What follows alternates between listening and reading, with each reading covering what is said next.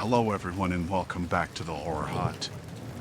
Now, I know a lot of you use these videos to sleep, so before you drift off I thought it would be a fun idea if everyone can leave a comment and let me know where you are listening from in the world. Also like and subscribe if you are enjoying the episodes. Right, let's get comfy and relax and let's begin. It was late, past midnight, and the road ahead of me stretched out endlessly under the dim glow of my headlights. I had been driving for hours, cutting through the kind of rural highway where it felt like the world was asleep. There weren't any cars, just empty fields and trees that blurred together under the dark sky. The monotony started to weigh on me. I was tired but still had miles to go before I'd reach the motel I'd booked for the night. That's when I saw him, a figure walking along the side of the road, his thumb out. He was tall and lanky, wearing a hoodie and jeans, a backpack slung over one shoulder. I'm not the type to pick up hitchhikers, but something about the empty road and the late hour made me feel sorry for him. He looked harmless enough, and I figured he must have been stranded out here for hours. Against my better judgment, I slowed down and rolled down the passenger window. "Need a ride?" I asked. He nodded and gave me a small, tired smile. "If it's no trouble," he said. His voice was calm, almost soft. I unlocked the door, and he climbed in. As he settled into the seat, I noticed he kept his backpack on his lap, hugging it like a shield. He smelled faintly of sweat and dirt, but I didn't think much of it. He probably had been walking a long way. "Where are you headed?" I asked as I pulled back onto the road. "Just up ahead," he said, motioning vaguely down the highway. "I'll let you know when to stop." I nodded and focused on driving, but the silence in the car felt heavy. After a minute, he spoke. "You've been driving a while, haven't you?" he asked. "Yeah," I said. "Had to leave late." "Long trip." He said. "Must get lonely on the road, huh?" I shrugged. "I don't mind it." He didn't say anything after that for a bit, and I thought maybe he'd fall asleep. But then he spoke again. "You've got a nice car," he said. "Must have taken a lot of work to afford something like this." That caught me off guard. My car wasn't fancy, just a reliable old sedan. I glanced at him, but he was staring out the window like he'd just made a casual observation. "Not really," I said. "Just something to get me from A to B." He chuckled quietly. "Yeah, I guess you're not really the flashy type." I didn't respond. Something about the way he said it made me uneasy, like he thought he knew me. The next time he spoke, it was out of nowhere. "So, how's the divorce going?" I almost swerved off the road. My grip tightened on the steering wheel, and I turned to look at him, my heart racing. "What did you say?" He didn't look at me, just kept staring out the window. "The divorce," he said. "Must be rough, huh? Splitting everything up, trying to figure out who gets what." I felt cold all over. I hadn't told him anything about myself, not even my name. I hadn't mentioned the divorce to anyone outside my close circle of friends and family. "How do you know about that?" I asked, my voice sharper than I intended. He finally turned to face me, his expression unreadable. "Just a lucky guess," he said with a small smile. I didn't believe him. My mind raced, trying to figure out how he could know. Maybe he'd seen me somewhere before, overheard a conversation, but out here, in the middle of nowhere? It didn't make sense. "Look," I said, trying to keep my voice steady. "I don't know who you are, but if you know me from somewhere, you better tell me now." He tilted his head slightly, like he was amused. "I don't know you," he said. "But it's funny, isn't it? The way people put everything out there. Online, in public. You'd be surprised what you can find if you look hard enough. My stomach churned.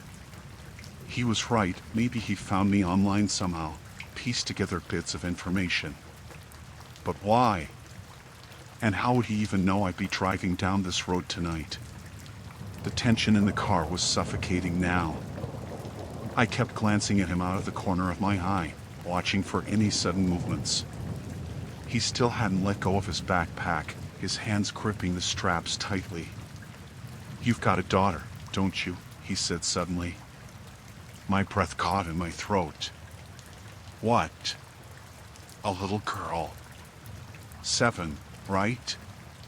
"Cute kid." Panic set in. He knew too much.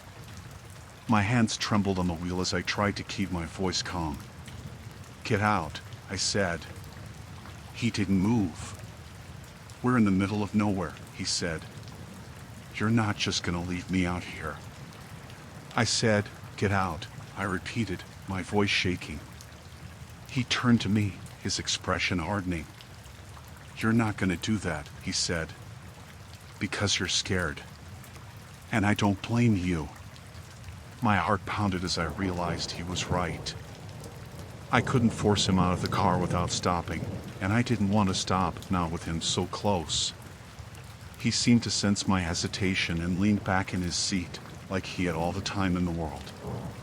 "You've got a lot to lose," he said. "Your job, your kid, your, what was it, a little house on the corner with the blue shutters." My blood ran cold. He wasn't guessing anymore, he knew. I didn't know how, but he did. And he wanted me to know he did. I couldn't think straight.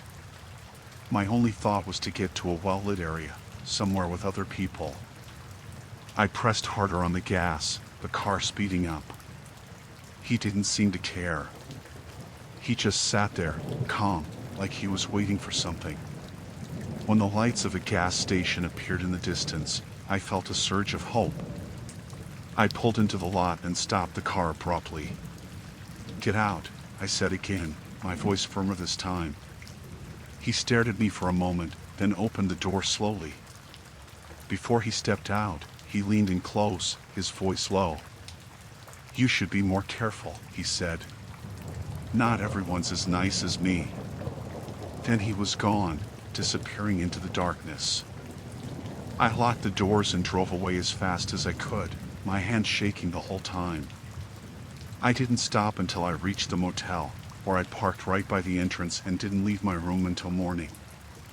I still don't know who he was or how he knew so much about me. But I never drive that stretch of road alone anymore. And I don't stop for anyone.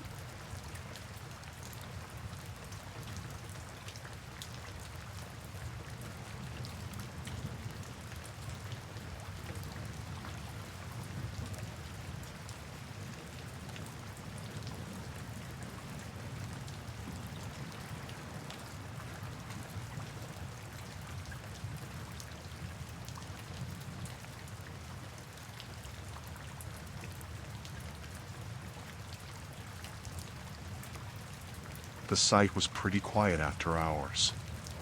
Most of the guys were long gone by 5, but sometimes I stayed late to finish up.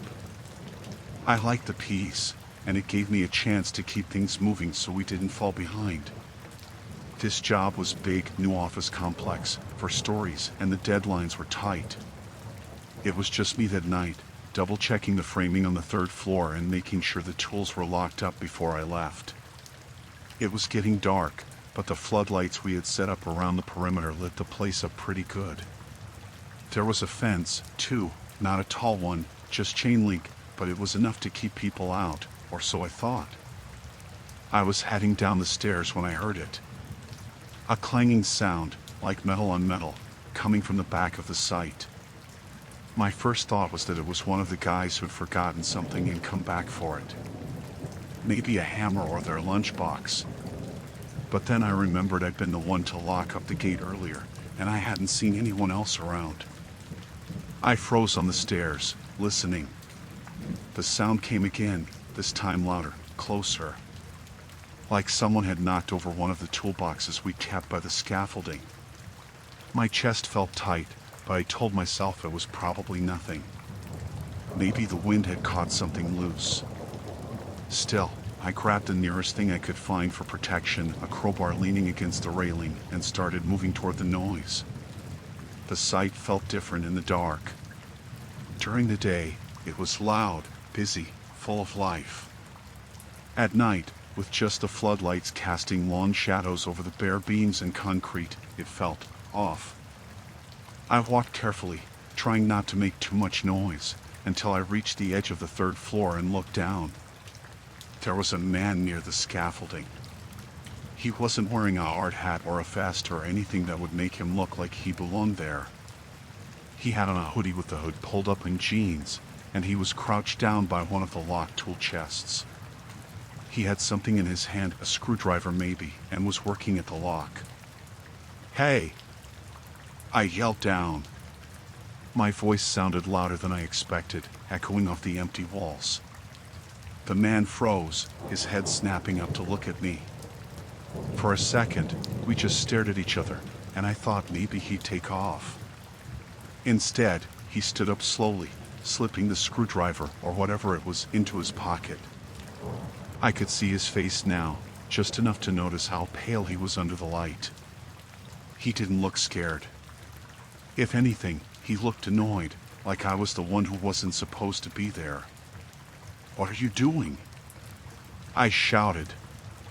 "This is private property. You can't be here." He didn't answer right away. He just stood there, watching me, his hands in his pockets. Then, almost casually, he started walking toward the base of the scaffolding, heading for the stairs that led up to where I was. My grip on the crowbar tightened. "Hey, I'm calling the cops," I said, though my phone was in the trailer, a good 100 yards away. "You better leave now." That made him stop, but instead of running, he reached into his pocket and pulled something out. At first, I thought it was the screwdriver again, but then I saw the blade. A knife. It wasn't big, but it looked sharp, and the way he held it told me he knew how to use it. "You're not calling anyone," he said, his voice low and steady. "Put that down." He gestured at the crowbar with the knife, like he thought I might actually listen. I didn't move. My heart was pounding so hard I could feel it in my throat, but I wasn't about to drop the only thing I had to defend myself. "What do you want?" I asked, trying to keep my voice steady. He smiled then, but it wasn't a friendly smile. It was the kind of smile that made my stomach turn. "Just asking some questions," he said.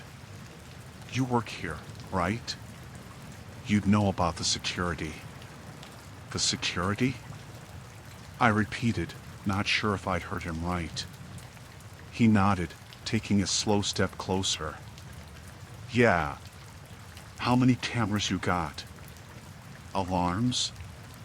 How often does someone come by at night?" I didn't know what to say. I mean, we didn't have much, just the fence and the lights, and maybe the occasional patrol car driving past on the main road.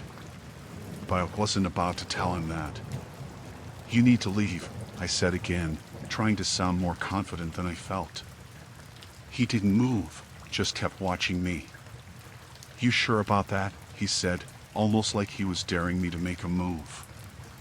I glanced around, trying to figure out my options. The stairs were the only way down from where I was, and he was standing at the base of them. If I tried to run, he could cut me off before I even got halfway. And if I stayed where I was trapped. I tightened my grip on the crowbar and took a step back. "I'm serious," I said. "Get out of here, or what?" he interrupted, his voice sharp now. "You think you're gonna stop me with that?" I didn't answer. My mouth felt dry, and my hands were sweating so much I was afraid I'd drop the crowbar if I wasn't careful. Then, without warning, he lunged toward the stairs. I panicked, stepping back too quickly and almost losing my balance. My foot caught on something, a piece of rebar or a loose board, and I went down hard, landing on my back. The crowbar slipped out of my hand, clattering to the ground a few feet away. By the time I scrambled to my feet, he was already halfway up the stairs. I grabbed the crowbar again, my hand shaking so badly I could barely hold it, and swung it as hard as I could when he got close. I didn't hit him, but it was enough to make him stop. He jumped back, just out of reach, and held up the knife again, his face twisted with anger now. "All right," he said, his voice tight. "You want to do this the hard way? Fine." Before he could take another step, there was a sudden shout from somewhere below us. A deep voice, angry and loud. "Hey! What the hell's going on up there?" The guy froze, his head snapping toward the sound. I glanced down and saw a beam of light sweeping across the site. Someone was coming, a security guard, maybe, or one of the guys from the next shift. The man with the knife cursed under his breath, then turned and ran, taking the stairs 2 at a time. I watched him disappear into the shadows, my heart still racing.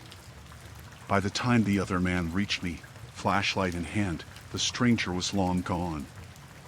I told the guard everything, and he called the cops. They searched the area but didn't find anyone.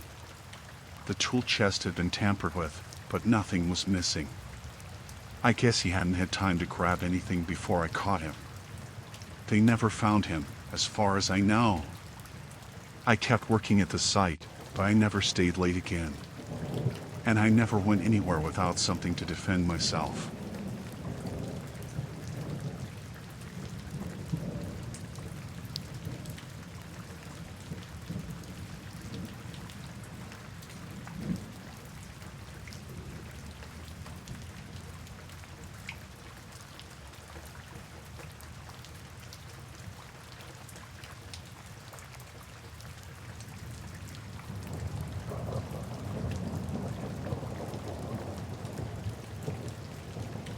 It was a freezing morning when I decided to head out to the old quarry.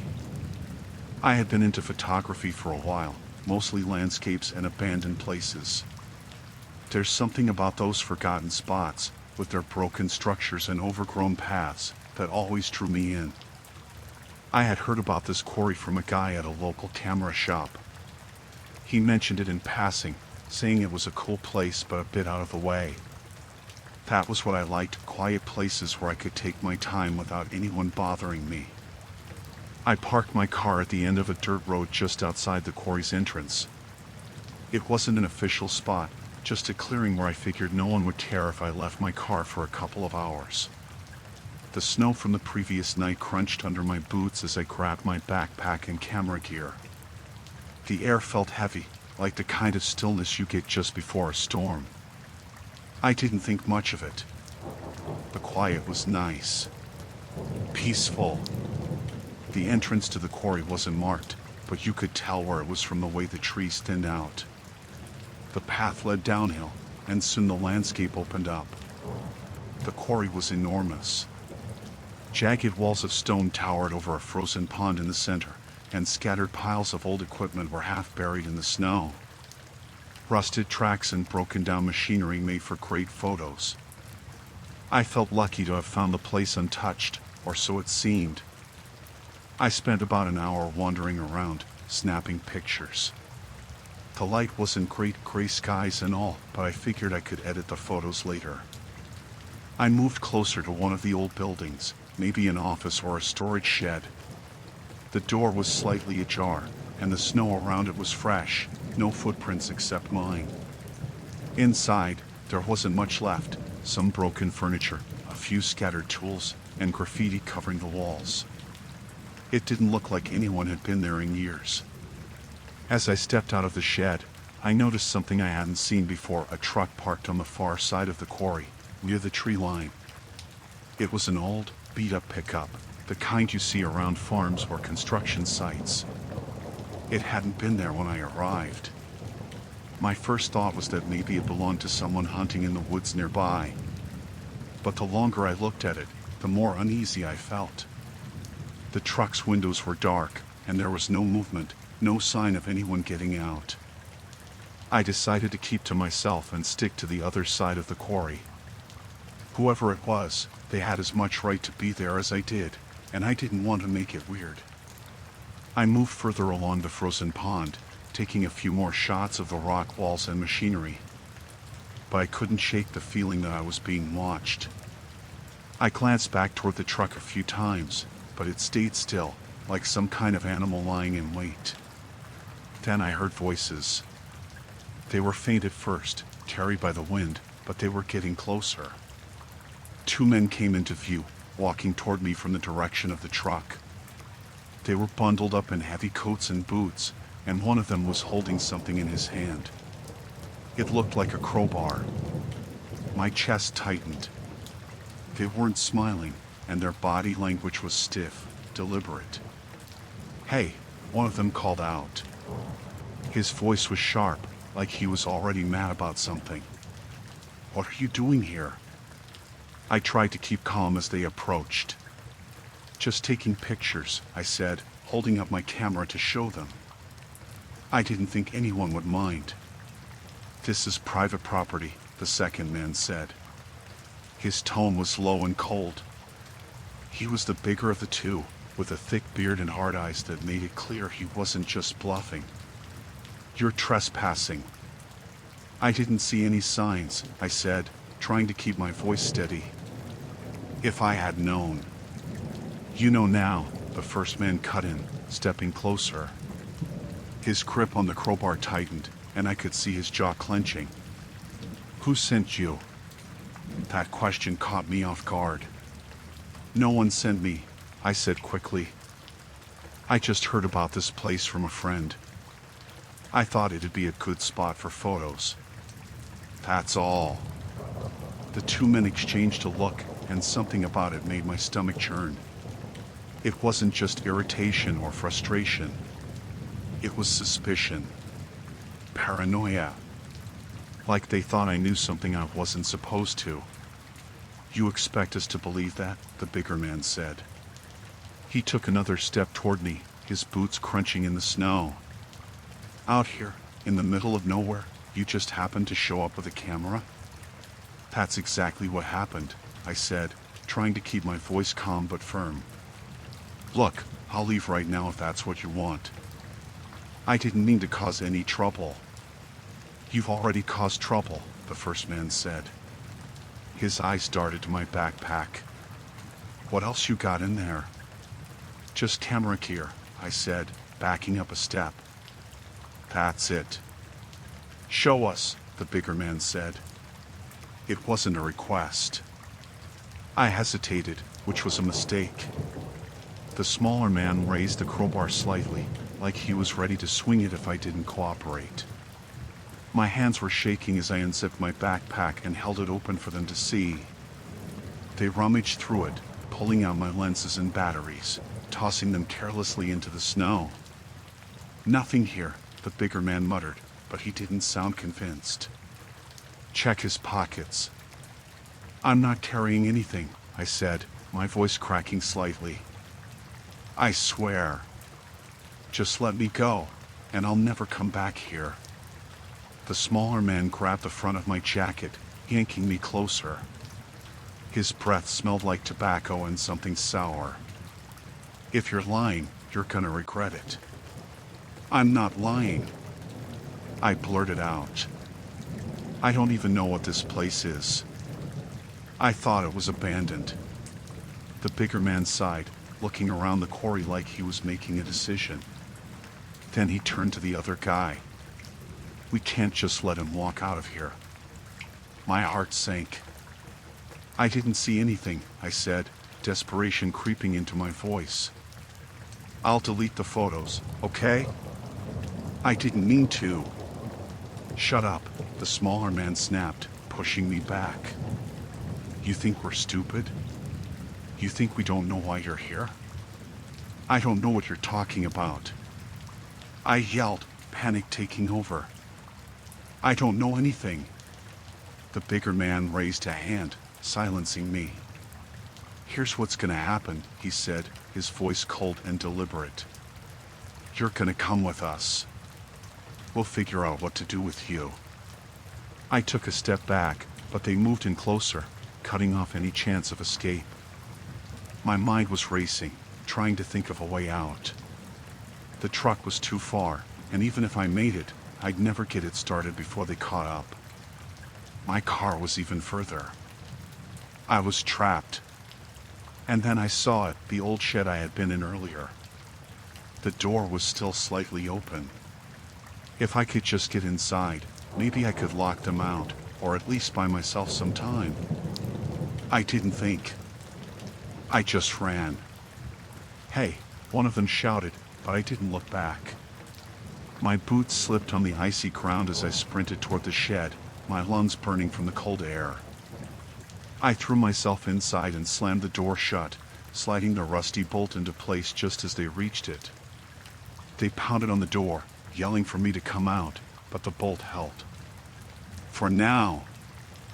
I stumbled back, looking around the dim, cluttered space for anything I could use to defend myself. My eyes landed on a rusty shovel propped against the wall. I grabbed it, my hands trembling, and waited. The pounding on the door stopped, and the silence that followed was somehow worse. "We'll smoke you out if we have to," one of them yelled. "You're not getting out of here alive." I didn't respond. My breath came in shallow gasps as I gripped the shovel tighter. I had no idea how I was going to get out of this, but I knew one thing: I wasn't going to let them drag me away. After what felt like an eternity, I heard their footsteps retreating. I didn't trust it. I stayed put, listening for any sign that they were still nearby. The minutes stretched on, and eventually, the only sound was the wind howling outside. When I finally peeked out of the shed, the truck was gone. But I didn't stick around to question it. I ran straight to my car, not stopping until I was behind the wheel with the doors locked. My hands were shaking so badly I could barely get the key into the ignition. The engine roared to life, and I tore out of there without looking back. I don't know what those men were hiding in that quarry, and I don't want to know. All I know is that I'll never go back there again.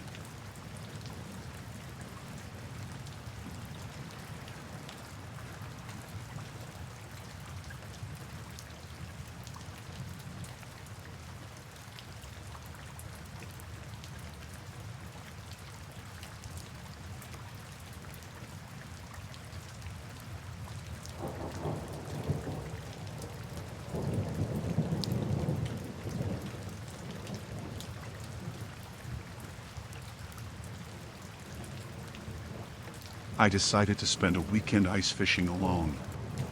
It was something I'd done plenty of times before, but this time felt different. The weather had been bad, with heavy snowstorms hitting earlier that week, but by Saturday morning, the sky was clear. The cold didn't bother me much. I liked the quiet out there on the ice. The lake I chose was about an hour from my house, surrounded by nothing but woods. In the winter, it turned into a white expanse, just ice and snow stretching as far as you could see. I set up my hut near the middle of the lake, not too close to the shore but far enough from where I had parked my truck. The ice was thick enough for safety, and I could see a few other huts scattered around, but not many. Most people weren't out that day, maybe because of how bad the weather had been earlier. The first few hours were uneventful. I caught a couple of small fish and drank some coffee from my thermos to keep warm. The wind was strong, making the walls of my hut flap every so often, but it wasn't bad enough to bother me. I liked being out there alone.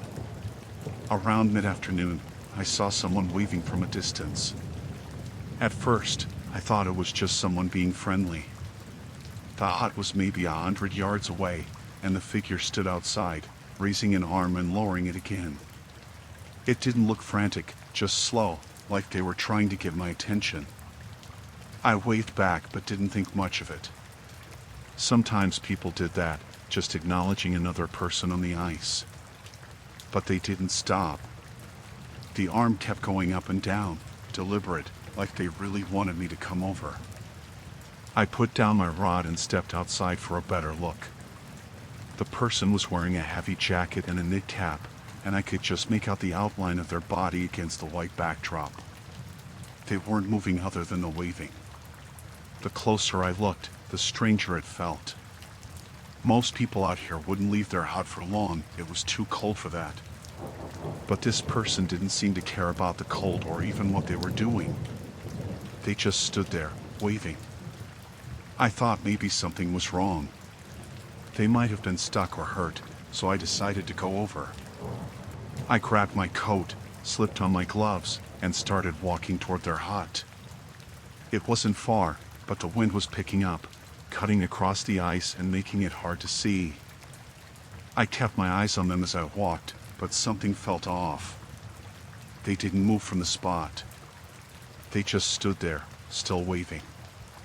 I shouted out to ask if they were okay, but the wind carried my voice away, and they didn't respond. As I got closer, maybe 20 or 30 yards out, I realized I couldn't see their face. The hood of their jacket was pulled down low, and the light was strange, making it hard to see any features. I slowed down, suddenly unsure if I wanted to get any closer. Then they stopped waving. They stood there for a moment, completely still. My boots crunched on the ice, and the sound felt too loud, too sharp against the quiet. I called out again, asking if they needed help. No answer. Before I could get closer, the person turned and walked toward the hut. It was slow, not hurried, like they knew I would follow. My first thought was that maybe they were injured or too cold to speak, so I kept going. The hut was just ahead now, and I could see the door hanging slightly open. I stepped up to it and knocked on the frame. No answer.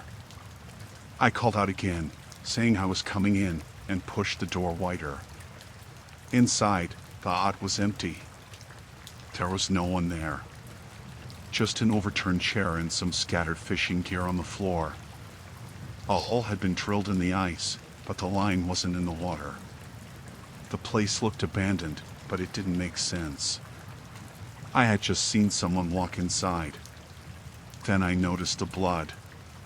It wasn't much at first, just a few dark drops near the hole.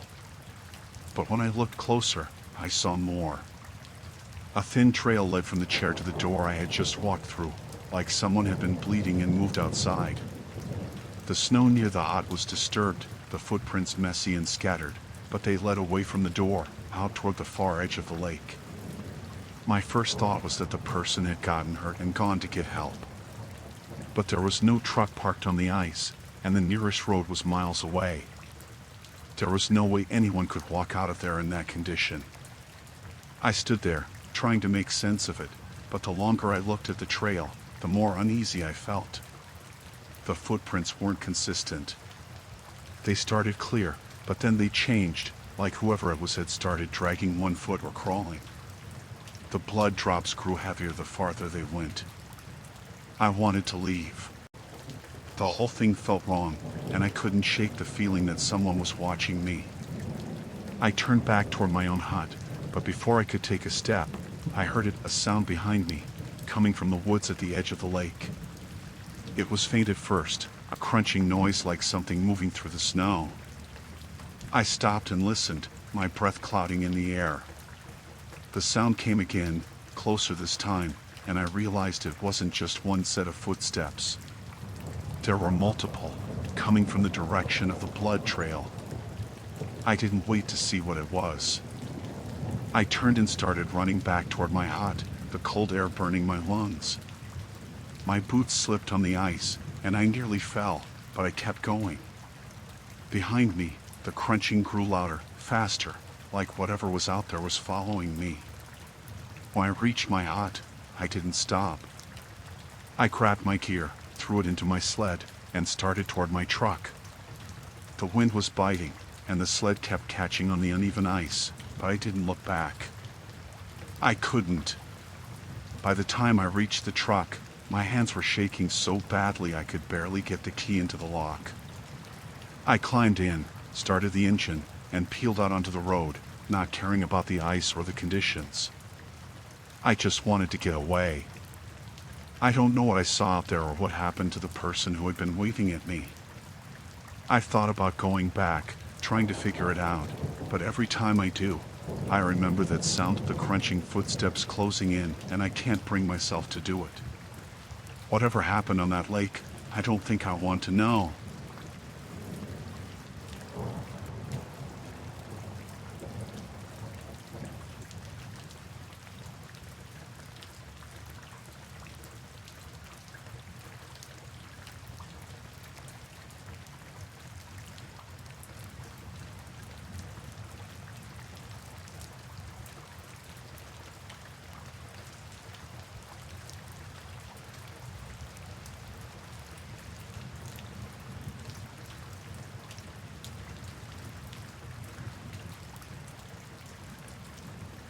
I got home later than usual that night. It had been a long shift, and the rain was coming down hard, the kind that makes it hard to see even with the windshield wipers on full speed. The driveway lights weren't on. I must have forgotten to set the timer, so everything was pitch black except for where my headlights cut through the rain. As I pulled in, the beam caught something at the edge of the driveway. A figure. At first, I thought it was just a trick of the rain or maybe someone walking by. But they weren't moving. They were standing still, half hidden by the overhanging tree branches. The second I noticed them, I felt something tighten in my chest. It wasn't just that someone was there. It was how still they were, like they were waiting. I parked the car but didn't turn it off. I left the headlights on, shining toward the figure. They didn't flinch, didn't react to the lights at all. I couldn't make out much. A tall frame, how it pulled low over their face. The rain was bouncing off their shoulders, and they were soaked through, but they stood like it didn't matter. I sat there for a moment, engine running, trying to decide what to do. My phone was in my bag on the passenger seat, but I didn't want to reach for it. I didn't want to take my eyes off them. Something about the way they were standing, half in the shadows, head slightly tilted, made it feel like if I looked away, they'd move closer. Finally, I rolled the window down just a crack. The rain came in immediately, cold and sharp. "Can I help you?" I called out, trying to sound firm. My voice didn't carry far in the downpour. For a second, nothing happened. They didn't move or speak. Then they stepped forward, just enough that the headlights hit them more clearly. They were a man, I could tell that now, maybe in his 40s or 50s. His face was pale, and his hood barely covered the top of his head. His clothes looked worn, but I couldn't tell if they were dirty or just soaked. "You don't recognize me?" he said. His voice was low, almost drowned out by the rain. "No," I said. "Who are you?" He took another step closer, and I felt my hand tighten on the wheel. He wasn't close enough to touch the car, but he was too close for comfort. "We go way back," he said, smiling slightly. It wasn't a friendly smile. "You don't remember?" I shook my head, my heart starting to race. "No, I don't." "What are you doing here?" He didn't answer. He just stared at me, that faint smile still on his face.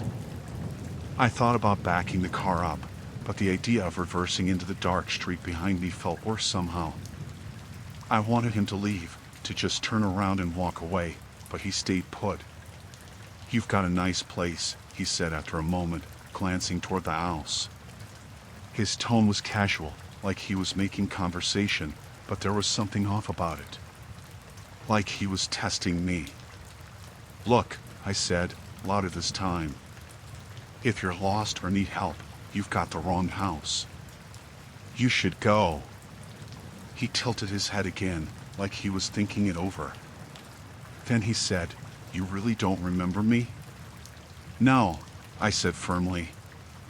"I don't." "Now leave."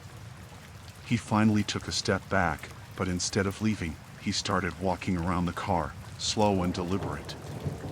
My stomach dropped. I turned in my seat to keep him in view, but the rain made it hard to see clearly. He stopped near the rear passenger side, just out of the direct beam of the headlights. "Mind if I come in for a minute?" he asked. His voice was closer now, like he'd leaned toward the car, but I couldn't see him anymore. "You need to leave," I said, trying to sound calm. "I'm calling the police." I fumbled for my bag, keeping one eye on where I thought he was. My fingers found my phone, but when I looked back, he was standing in front of the car again. How had he moved so fast without making a sound? "You won't call," he said. He didn't sound angry, just certain. "You don't even know my name." I stared at him, my hand frozen over my phone. "Then tell me your name," I said. He smiled again, lighter this time. "What's the point?" "You wouldn't believe me." My heart was pounding so hard I could feel it in my throat. I unlocked my phone, my hand shaking. "Leave," I said. "Now." For the first time, his smile faded. He stepped closer to the hood of the car, his hands hanging loosely at his sides. "You really don't remember," he said, almost to himself. Then he straightened up and added, "All right. I'll go." I didn't relax. Not yet. I watched as he turned and started walking toward the street, his pace unhurried. He reached the edge of the driveway and stopped, just for a moment, before continuing down the sidewalk and disappearing into the rain. I waited a long time before I turned off the car and got out. My hand stayed on the keys, ready to jump back in if I needed to. But he didn't come back. The street was empty, just the sound of rain hitting the pavement. I checked the house before I went inside. Every window, every lock. It all seemed untouched. Still, I didn't sleep that night. Every time the wind rattled the windows, I felt my chest tighten, half expecting to hear his voice again. I never saw him after that, but sometimes I wonder, how long had he been standing there before I noticed him? And why did he seem so sure I should know him?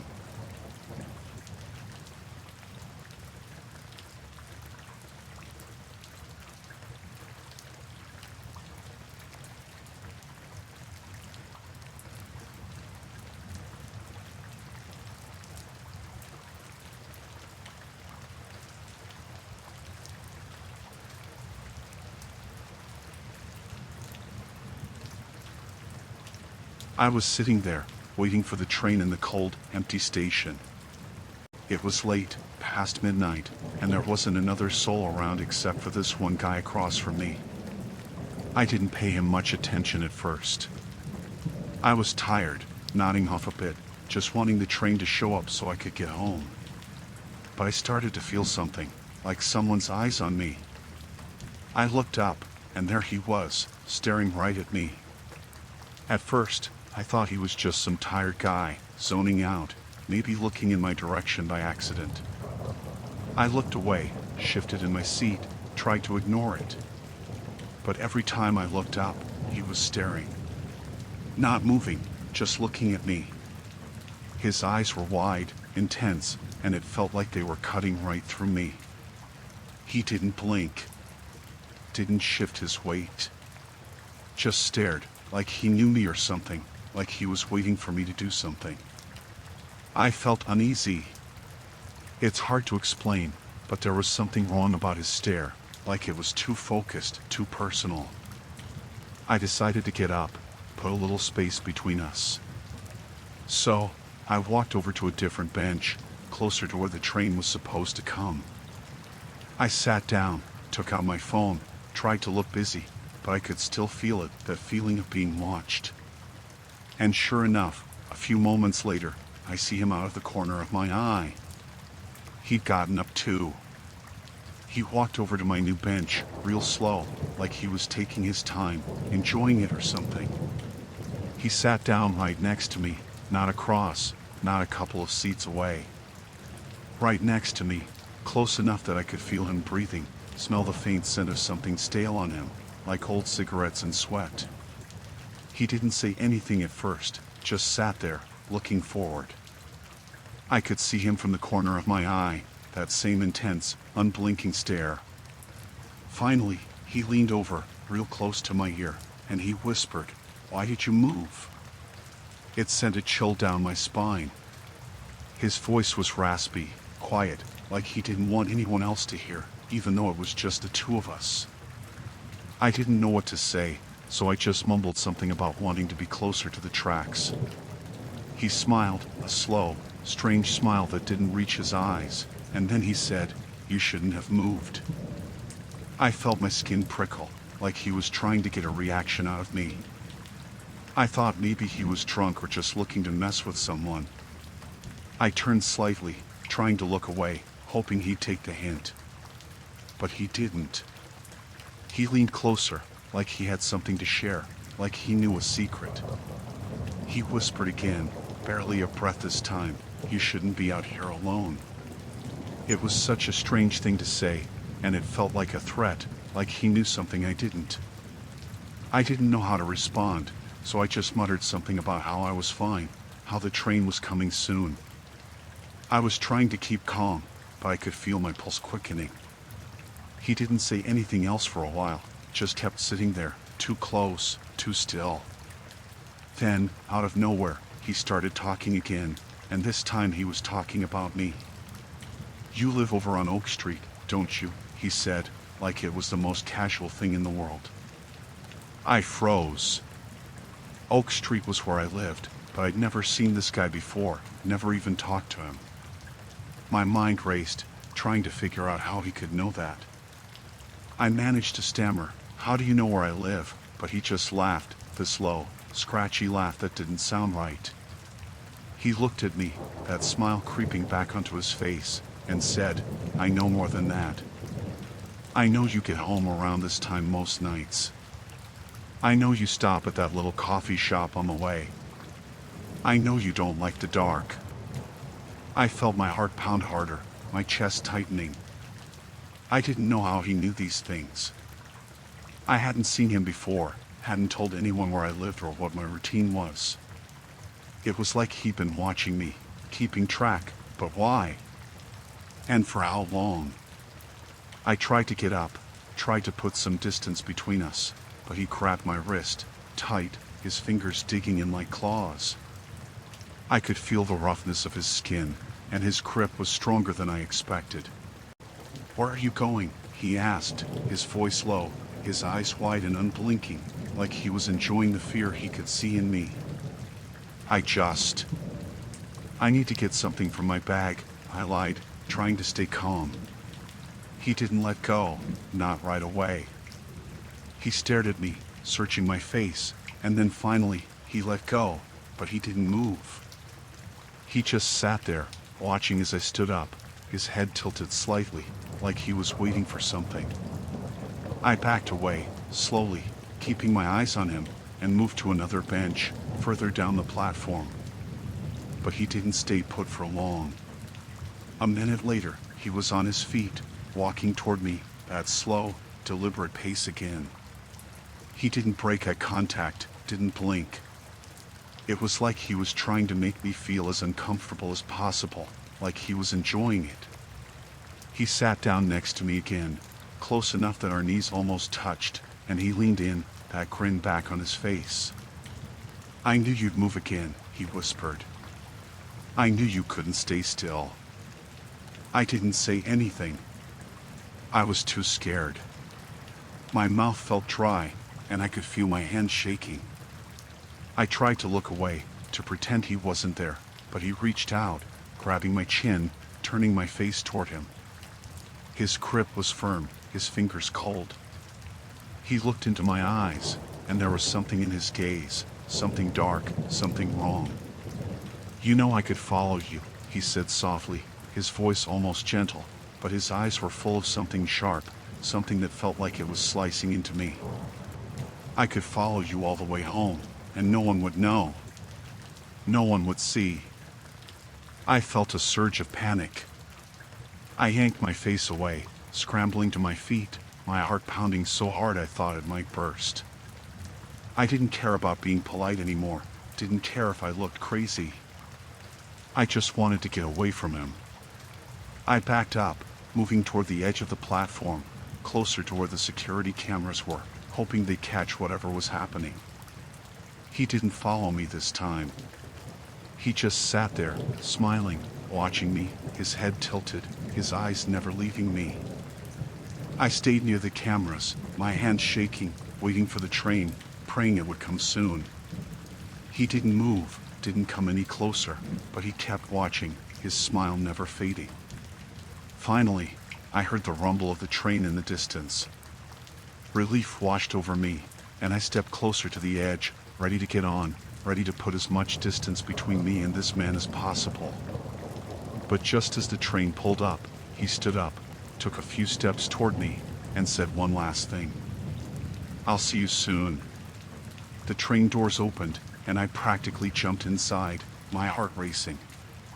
I didn't look back as the doors closed, didn't look to see if he was still standing there, watching.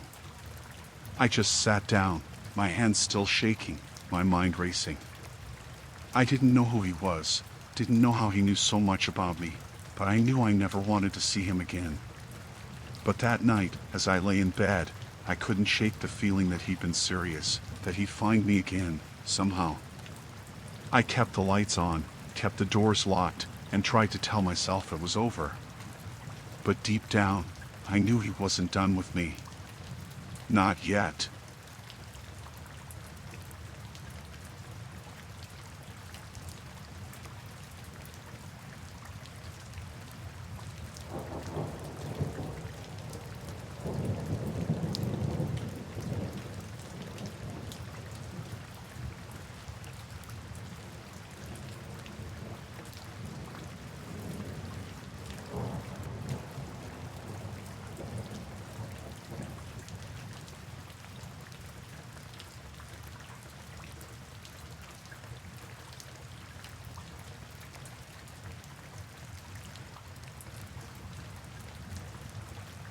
It happened while I was working the night shift at this small, barely lit gas station.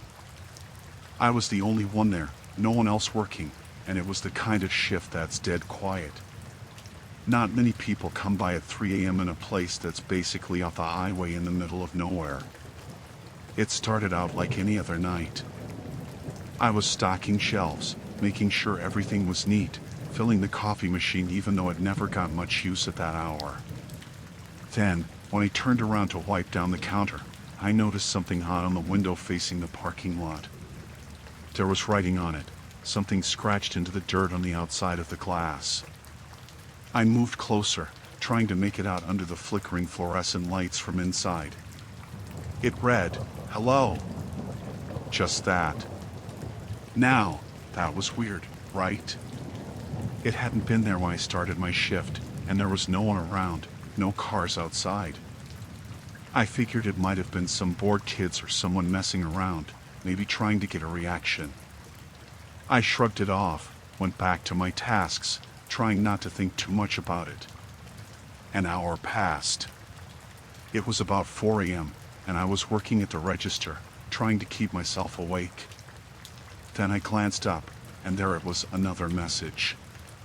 This one read, "I can see you." It was in the same spot, scratched right into the dirt again. My heart was pounding because there was still no one outside, no cars pulling in or leaving. I walked over to the window, peering into the parking lot. Nothing. The lights outside barely reached past the edge of the lot, and beyond that, it was just pitch black. There were no bushes or trees, nowhere for anyone to hide. I took a deep breath and tried to laugh it off. Come on, I told myself. It's just some creep, probably thinks it's funny. But as I turned back to go inside, I felt this strange sensation, like I was being watched. I couldn't shake it off. I kept glancing back at the window, half expecting to see a face staring at me, but there was nothing. I decided to check the security cameras. I figured maybe I'd catch a glimpse of whoever was doing this. The cameras weren't great, old black and white ones that only covered certain angles of the lot and the entrance. I rewound to when I first noticed the message, scanning through the footage. There was nothing. Just me, going about my tasks. No sign of anyone near the windows, no movement outside.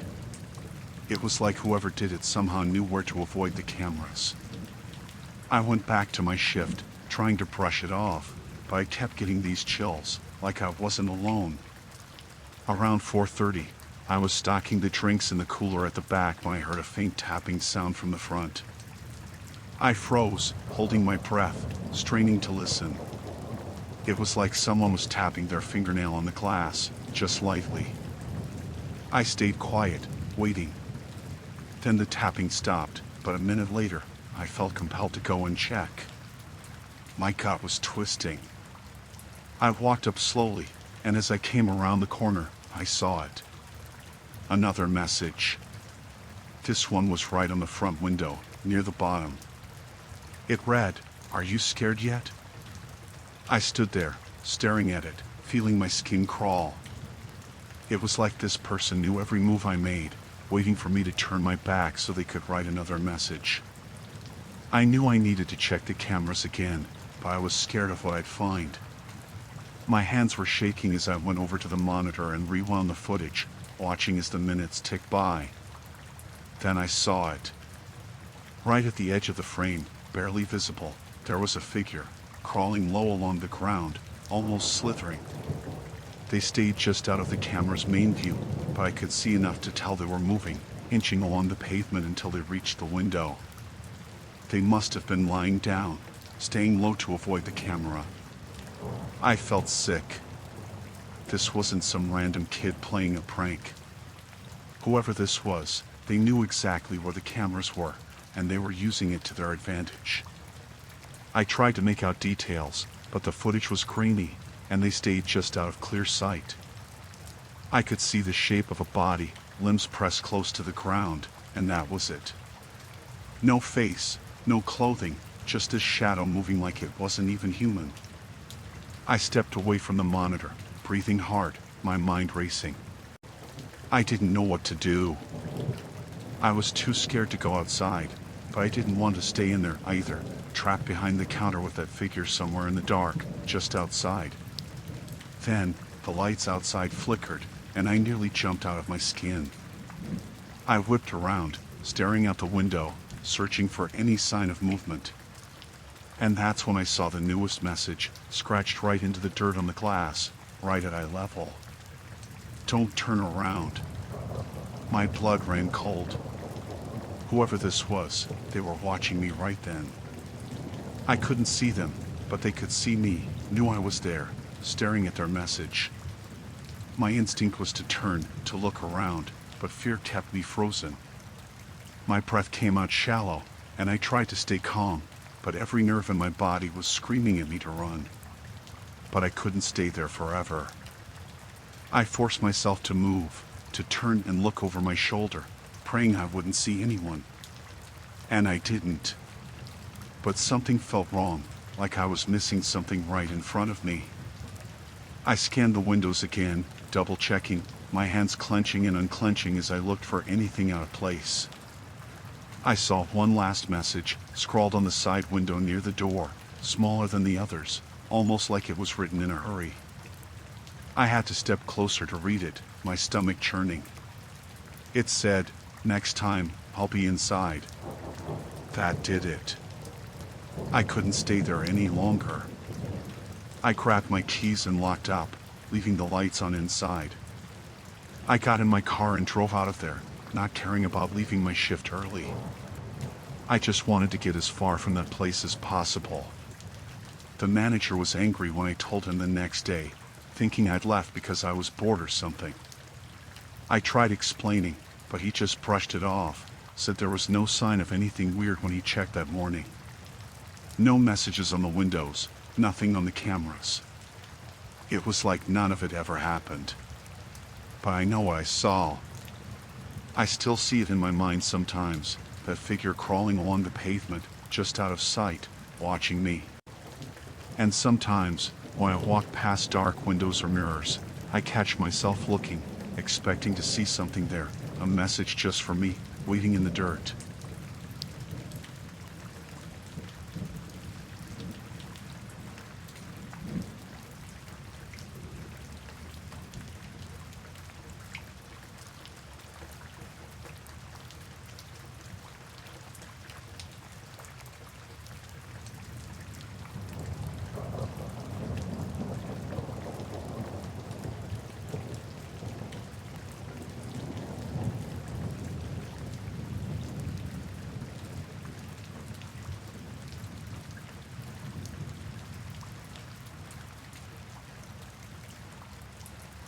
I worked the night shift at a mortuary. It wasn't glamorous, but it paid the bills, and there was a kind of peace to it. You're alone with the dead, and they don't ask for much. Just keep things tidy, make sure paperwork's in order, and stay out of the way of grieving families. One night, it was around 2 a.m., and I was logging in entries in the visitor's book. Most people don't come by late at night unless it's an emergency, so I was surprised when the front door buzzer went off. It was a man, probably in his 50s, dressed in a dark jacket, cap pulled low over his face. He looked tired but calm. "I'm here to see my sister," he said, and he sounded quiet, kind of sad. I asked for her name, and he said, "Margaret." I flipped through the log, but there was no Margaret on the list, at least not in the last few weeks. I asked him to wait and went to check the records. It's not unusual for someone to come in, thinking they had permission to see a relative only to find out there was a mix-up with the paperwork. But there was no record of any Margaret. I went back to the desk, told him there wasn't anyone by that name here, and he just stared at me, looking confused. "Are you sure?" he asked. "I was here just last week." I double-checked. Nothing.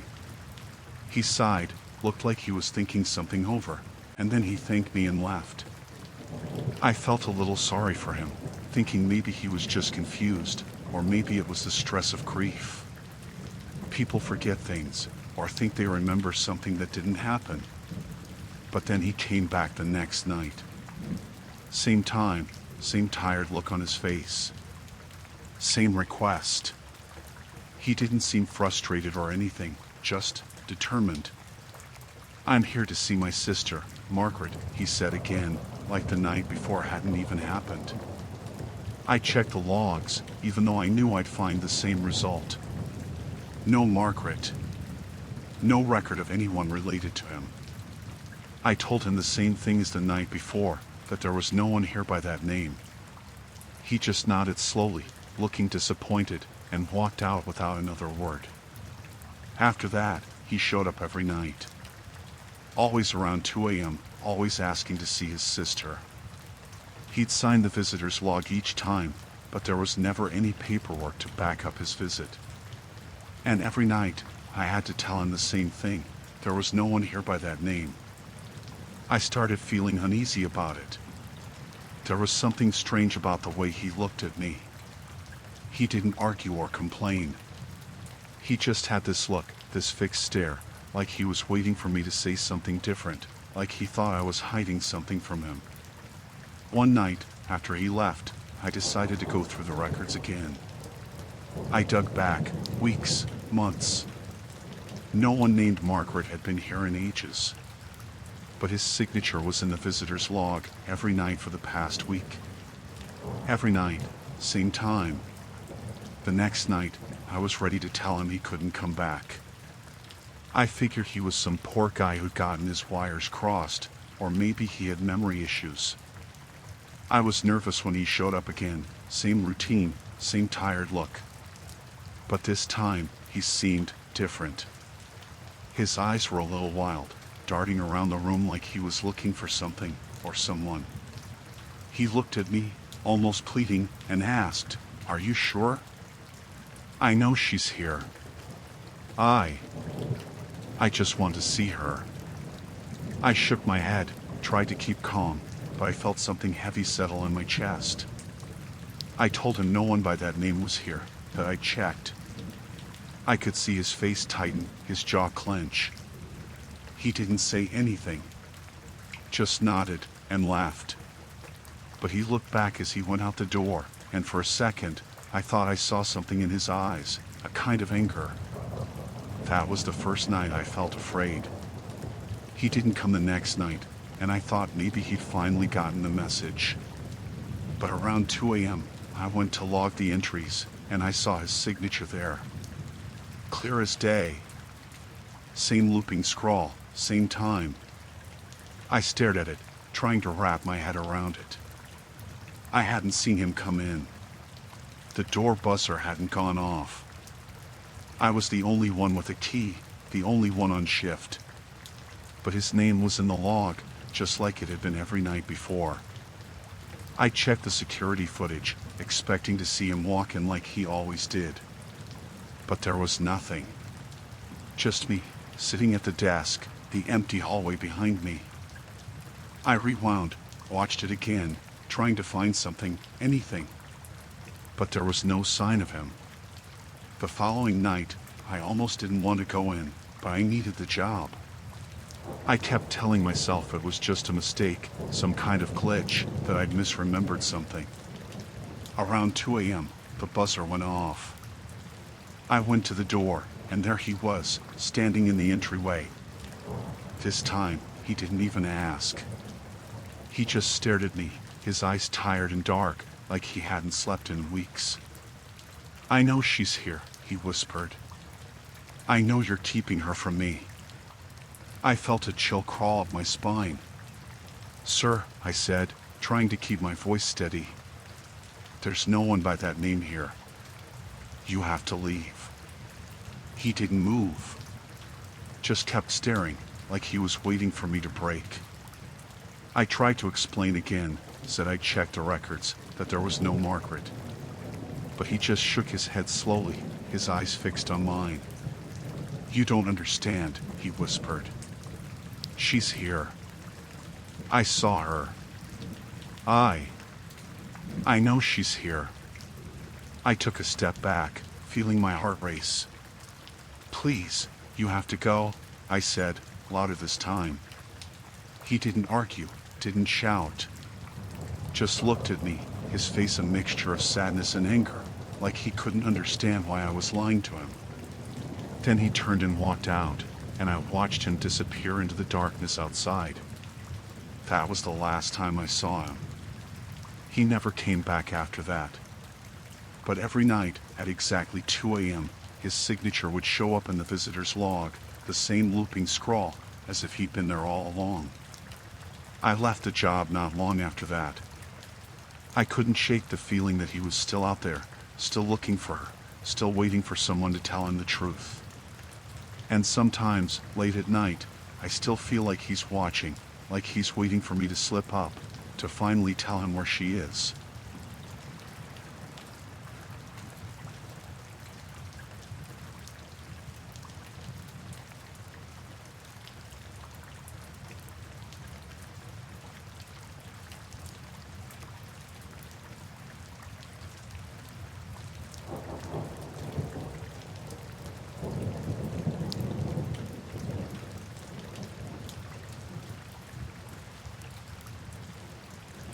I had always been drawn to the outdoors.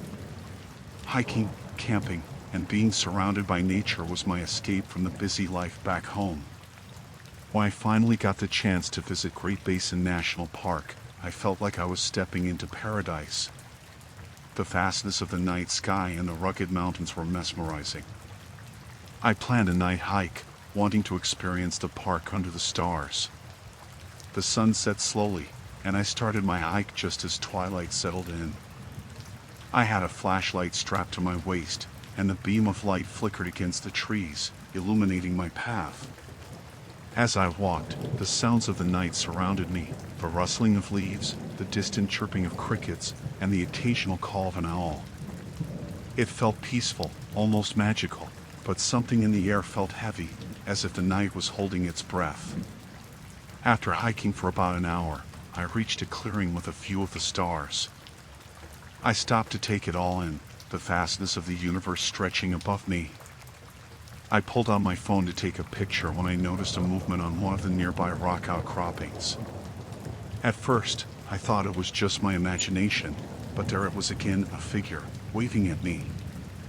I squinted into the darkness, trying to see more clearly. The figure was standing on the rock, silhouetted against the night sky. They raised their arm again, a slow and deliberate wave, as if they were beckoning me over. My heart raced with excitement and curiosity. I had heard that it was common for hikers to encounter other people out in the wilderness, especially on popular trails like this one. I assumed this person might have a similar interest in the stars or was simply enjoying the solitude of the night. "Hello!" I called out, raising my hand in response. "Is everything okay?" The figure continued to wave, but I noticed something odd. They were not moving from that spot. No steps were taken toward me. The way they waved felt almost mechanical, like they were waiting for me to approach. A chill ran down my spine. Despite the unease creeping in, I felt compelled to investigate. I started walking towards the outcropping, careful with each step. The ground was rocky and uneven, and I felt a mix of excitement and dread. As I got closer, I called out again, "Hey, are you all right?" The figure was now barely visible. The moment I stepped onto the outcropping, I realized there was no one there. I stood frozen, scanning the area for any sign of movement. I could feel my heart pounding in my chest, the thrill of the unknown turning into something darker. The air felt thicker, and I felt like I was being watched. Then I noticed the ground beneath me. The dirt was freshly disturbed, as if someone had been standing right there just moments before. There were footprints leading away from the rock, but they were erratic and scattered, like whoever had been there had moved quickly and in a panic. My breath quickened as I crouched down to examine the area more closely. The footprints were not from a hiker's boots. They were bare and left a clear imprint in the soil, leading deeper into the darkness. I glanced back at the path I had come from. It felt like a lifetime away, and the way back suddenly seemed daunting. I had always felt comfortable in nature, but now it felt like a trap. A cold wind swept through the trees, sending a shiver down my spine. I stood up, a deep sense of fear washing over me. I had to leave. I turned around, planning to retrace my steps, but I hesitated. I could not shake the feeling that I was not alone. I quickly made my way back to the trail, glancing over my shoulder. The darkness felt alive, as if it were watching me. I moved faster, adrenaline pushing me forward, and I tried to rationalize what I had seen. Maybe it was just someone playing a prank, or perhaps a hiker who had lost their way. But something deep inside me knew that this was different. The shadows around me felt longer, darker. I picked up my pace, my breathing coming in sharp bursts as I hurried down the trail. Every rustle of the leaves and snap of a twig made me jump. The more I hurried, the more the fear grew. I wanted to believe I was just overreacting, but it felt too real. When I finally reached my car, I fumbled with the keys, my hands shaking. I glanced around, expecting to see someone lurking in the shadows, but the area was quiet. I threw my gear in the back seat and locked the doors as soon as I was inside. I sat there for a moment, heart racing, trying to calm myself. I looked back at the trail, the darkness swallowing it up, and I felt a sense of relief wash over me. As I drove away, I could not shake the feeling that I had escaped something sinister. I tried to tell myself it was just my imagination, but I knew what I had seen. The figure waving, the disturbed earth, and the footprints leading into the night haunted me as I left the park. I would never forget the feeling of being watched, the quiet tension of the night, and the strange, unsettling encounter that pushed me to the edge. Great Basin National Park was meant to be a refuge, a place of beauty, but it turned into a nightmare I would carry with me long after I left. I promised myself I would never hike alone at night again, knowing that the wilderness can hold more than just nature. It can hold secrets that are best left undisturbed.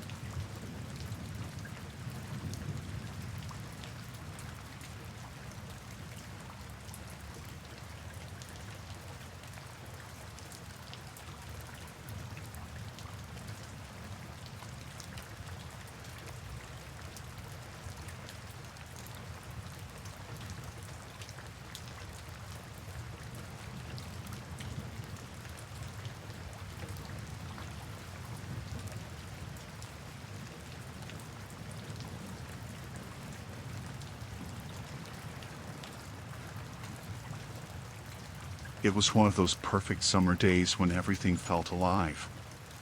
I was at the annual street festival, a massive event filled with music, food stalls, and colorful lights. People bustled everywhere, laughter and chatter filling the air. I remember feeling lighthearted, enjoying the sights and sounds, as well as the vibrant atmosphere. I wandered through the crowd, sampling different foods, trying some spicy tacos and a funnel cake that was far too sweet but absolutely delicious. The festival was a blast, and I was glad I had decided to come. After a while, I noticed a man standing a few feet away. He was holding a camera, pointing it in my direction. I thought maybe he was a professional photographer capturing the festival. I waved, thinking nothing of it, but he didn't wave back. I brushed it off and continued to enjoy myself. I moved toward a group of musicians playing lively tunes, clapping along with the crowd. The music was infectious, and I lost myself in it, laughing with strangers, dancing a bit. But then I felt a strange sensation, like someone was watching me. I glanced back, and there was the same man, still standing there, still pointing the camera at me. He was not close, but he seemed to be adjusting his position to keep me in frame. It made me uncomfortable, but I told myself he was just capturing the festival. I turned away again, trying to shake off the unease. I walked deeper into the crowd, but after a few moments, I caught a glimpse of him again. He had moved again, still keeping a distance, but always in line with me. This time, I could feel my heart rate quickening. I didn't know what to think. I made my way toward a nearby food stand, hoping to lose him in the crowd. I ordered a lemonade, taking a moment to collect myself, but I could still see him through the throng of people. He had shifted to another spot but was still keeping an eye on me. It felt like he was intentionally tracking my movements.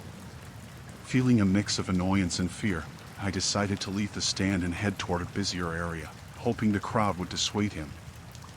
I walked past a group of children playing with balloons and noticed a couple dancing to a nearby band. I watched them for a moment, and when I turned to continue walking, there he was again. He had somehow maneuvered himself even closer. I could see the focus in his eyes, and it felt like he was waiting for something. I started to feel a heavy dread settling in my stomach. Why was he following me? Was he some kind of creep? I looked around, trying to find someone to talk to, anyone to help break the tension. I decided to leave the main festival area and headed toward a quieter section of the park. I figured that if I could just get some space, maybe I could shake him off. I took a long route, weaving through food stalls, and for a moment, I thought I was in the clear. I found a little alcove with benches and decided to sit down for a minute. But just as I got comfortable, I looked up and saw him again, standing at the edge of the shadows. He had a strange smile on his face as he continued to aim his camera at me. I felt a wave of panic wash over me. This was not just harmless photography, something was off about him. I stood up abruptly and walked away, my heart pounding. I could hear the distant sounds of music and laughter fading as I moved further away from the festival. I glanced back, and he was still there, his gaze fixed on me, never lowering the camera. I knew I had to confront him. I walked back toward the crowd, adrenaline rushing through me. I approached him directly and demanded to know what he wanted. He looked taken aback, as if I had interrupted his focus. Why are you following me? I asked, my voice shaking. He just smiled, still holding the camera, and finally spoke. You have an interesting face.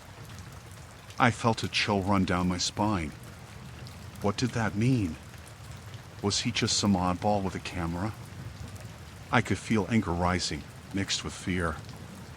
I asked him again, what do you want? He hesitated, then shrugged. Just taking pictures. I like people.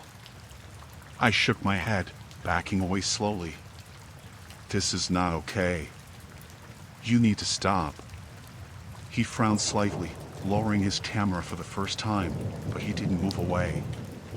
It was like he was gauging my reaction, waiting for me to turn my back. I felt trapped. I turned and headed back into the crowd, forcing myself to push through the throng of people, not daring to look back. I tried to keep moving, my heart racing, weaving through festival goers until I finally found a group of friends I recognized. They were laughing, oblivious to my distress. I joined them, forcing a smile on my face as I mingled, trying to appear calm. My friends surrounded me, and I felt safer, but I couldn't shake the feeling of being watched. I kept scanning the crowd, half expecting to see him lurking in the background, but I didn't. After a while, I began to relax, enjoying the festivities once more. I stayed with my friends until the sun began to set, and the festival started winding down. As I walked to my car with my friends, I felt relieved. I had made it through the night without incident. I couldn't stop thinking about that man and what his intentions were. I never saw him again, and I hoped I wouldn't. The festival was supposed to be a joyful experience, but it had turned into something sinister. Once I got into my car, I locked the doors, took a deep breath, and drove away, leaving that strange encounter behind.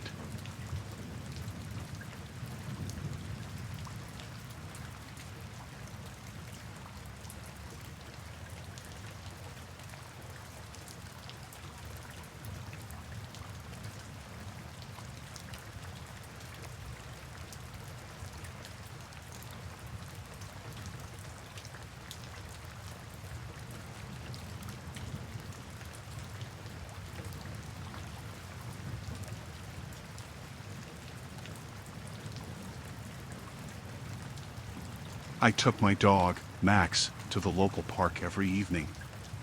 It was a routine that I cherished. The park was usually quiet at that hour, and I appreciated the fresh air and a chance for Max to run around. On this particular evening, the sun was setting, casting long shadows across the grass. The air felt crisp, and I could hear the distant laughter of children playing. As we walked along the path, I noticed a group of teenagers sitting on a bench. They seemed to be having a good time, laughing and joking among themselves. I didn't pay them much attention at first. Max was busy sniffing at the ground, his nose buried in the grass. I moved a little closer to the edge of the path to give them space as I walked by. As I approached, I heard them whispering to each other.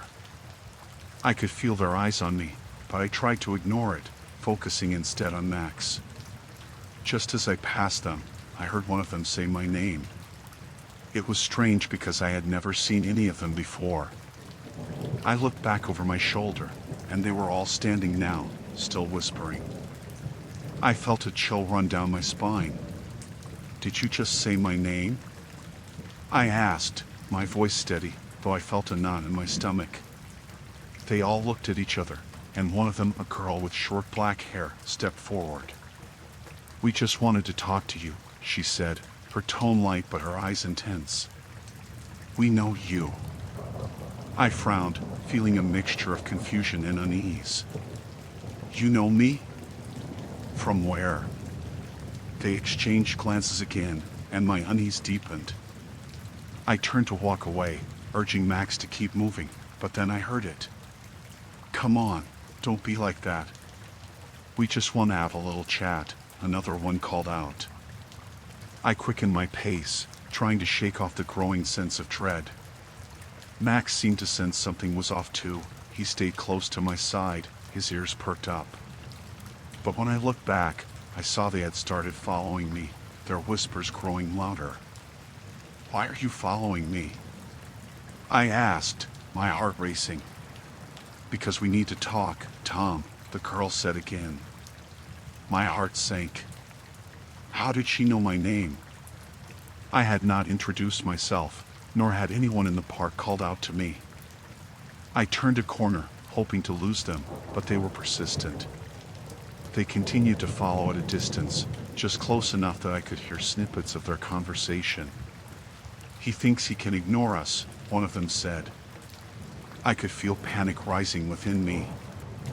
I glanced around, looking for other people in the park. It was still relatively empty, and the sun was nearly gone. I decided to head toward the playground, thinking there might be some parents around. As I approached, the group picked up their pace. "You don't need to run, Tom. We are just friends," the girl called out, her voice dripping with mockery. I felt a wave of anger mixed with fear. "I don't know you," I shouted back, trying to sound more assertive than I felt. They laughed, and it sent chills down my spine. I reached the playground, hoping to find someone who could help, but it was empty. I glanced over my shoulder, and they had stopped a few feet away, standing just outside the light from the playground's lamps. I could see their silhouettes, but their expressions were hidden in the darkness. "Why are you doing this?" I asked, my voice shaky. "Because we can, Tom. You are in our territory now," the girl said, and the others laughed again. The words echoed in my mind. I felt trapped, like I was in a game I didn't understand. I looked at Max, who was still by my side, his fur bristling. I took a deep breath and decided it was time to confront them.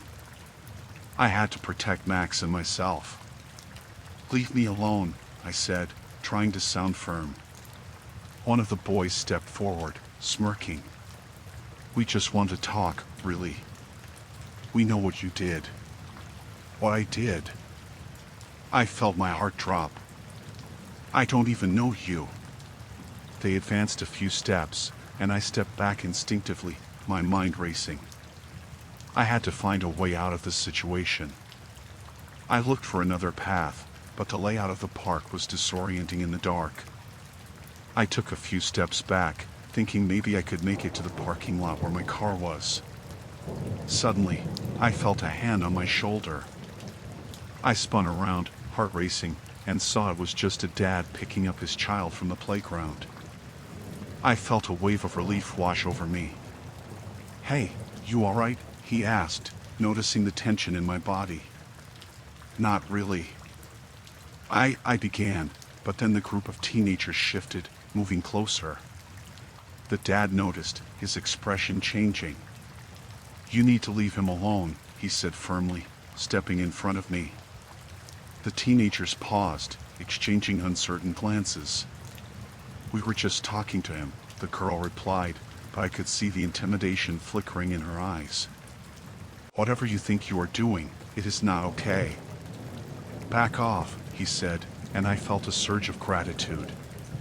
The group hesitated, and for a moment, I thought they might retreat. But then the boy who had spoken earlier laughed, trying to appear nonchalant. "We were just having some fun." The dad didn't back down. "Not here. Leave. Now." With one last glare at me, they turned and began to walk away, whispering among themselves. I could not shake the sense of relief and disbelief. They were really just leaving?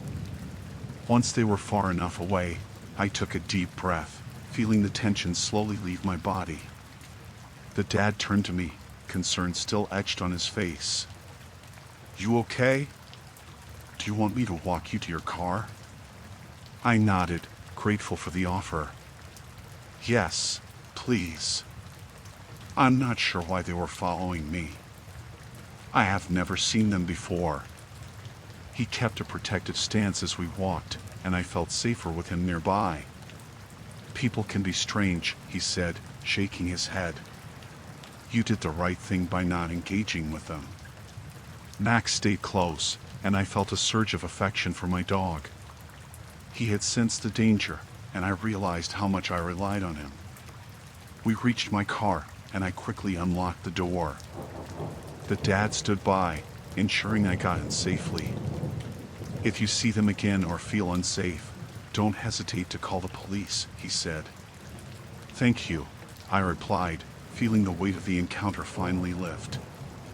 As I drove away, I glanced in the rearview mirror, half expecting to see them lurking in the shadows. But there was nothing, just the empty park behind me. I drove home, reflecting on how quickly things could escalate. The park, once a safe haven, had turned into a scene of intimidation. I vowed to stay alert and to trust my instincts. I had learned a hard lesson about being cautious, and I would not forget it anytime soon. Max curled up in the passenger seat, and as I drove into the night, I felt a renewed sense of vigilance.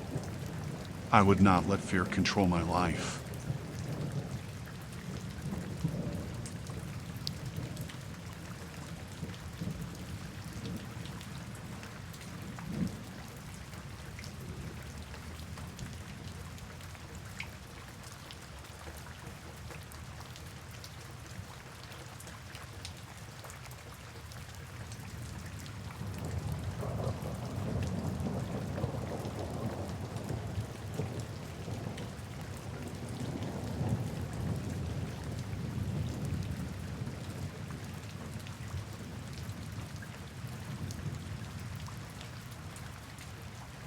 When I moved into the farmhouse, I thought it would be a fresh start.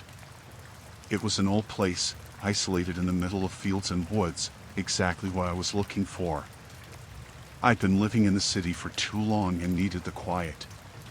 The house was a bit run down, but that didn't bother me. I figured I could fix it up over time. At first, everything was fine. The air was fresh, the land stretched out in every direction, and there wasn't a sound except for the occasional rustling of trees or birds.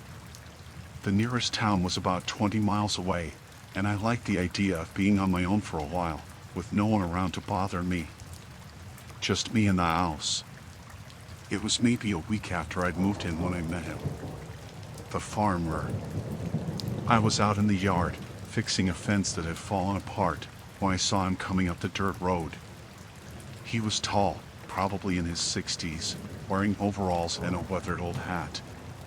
He waved as he approached, and I waved back, assuming he was just being friendly. You the new owner? He asked, stopping a few feet away from me.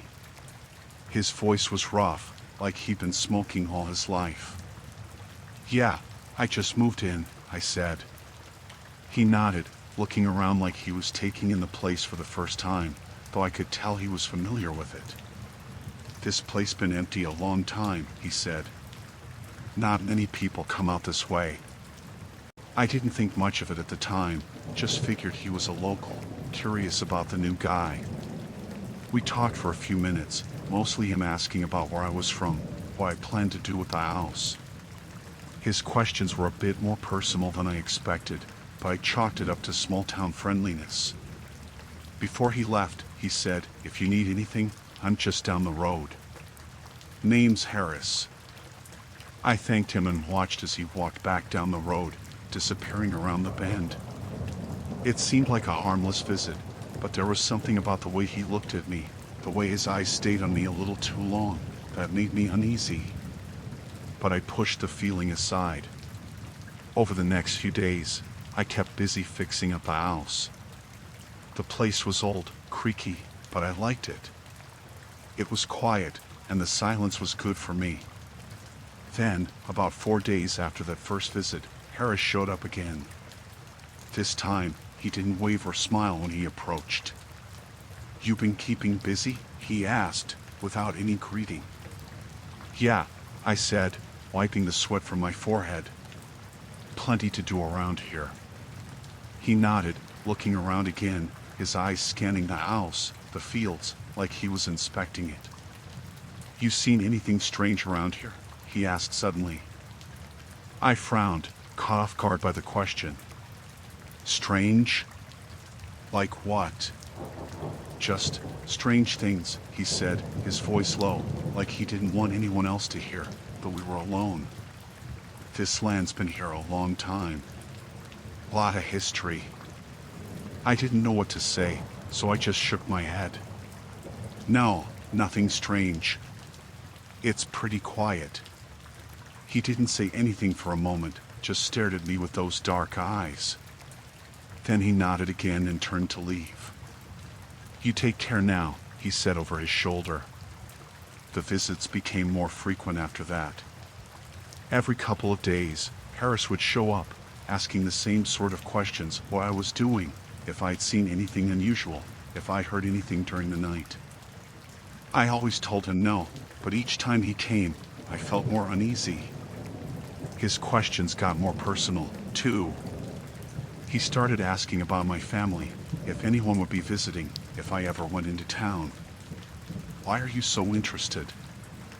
I asked one day, trying to keep my voice casual, but I was getting frustrated. He was coming by too often, asking too many questions. Just looking out for you, he said with a smile, but the smile didn't reach his eyes. One evening, about a month after I'd moved in, I came home from a trip to the nearest town. The sun was setting, casting long shadows across the yard, and as I pulled up to the house, I saw something on the doorstep.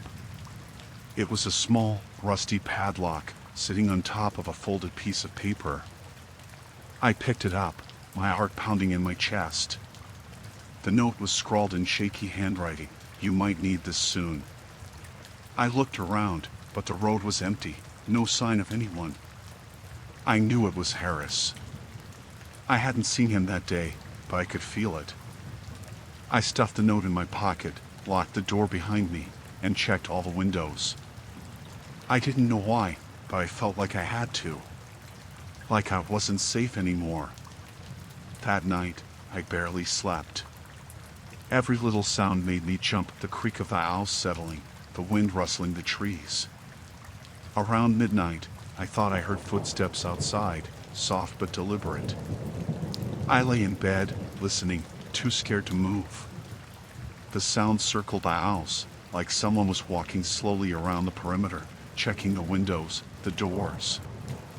I held my breath, waiting for the footsteps to stop, but they didn't. Finally, after what felt like hours, the sound faded. I got up, my legs shaking, and checked the windows again. There was nothing outside, just the empty yard and the trees beyond. But I knew someone had been there. The next morning, I found more footprints in the dirt around the house. They weren't mine. They were too big, and they led from the front door to the back, then around the side, as if someone had been casing the place. I drove into town that day, thinking I could get some advice, maybe talk to the sheriff. But when I got to the station, the man behind the desk just shrugged. "Harris is an old-timer," he said. "He's been around here forever. Probably just bored, trying to make conversation." It didn't feel like that to me. It felt like something else. That night, the footsteps came again. Louder this time. Closer. I locked the doors, barricaded the windows, but I could still hear them, circling the house like they were waiting for me to come out. I knew it was Harris. It had to be. He'd been watching me, waiting for something. But for what? The next day, I found another note, this one pinned to the front door with a rusty nail: "Lock up." It's coming. I didn't know what to do. I felt trapped in the house, like the walls were closing in on me. I didn't want to stay, but I didn't know where else to go. I'd moved out here for peace, and now I was living in fear. That evening, as the sun set, I decided I couldn't take it anymore. I packed a bag, threw it in the car, and drove. I didn't care where I was going, as long as I got away from that place. As I drove down the dirt road, I saw him. Harris. Standing by the side of the road, watching me, that same eerie smile on his face. I sped up, not daring to look back. But I could feel his eyes on me, all the way down the road, until I was far enough away to breathe again. I haven't been back to that farmhouse since. I don't plan to. Something wasn't right about Harris, about that place. I don't know what he meant by it's coming, but I don't want to find out.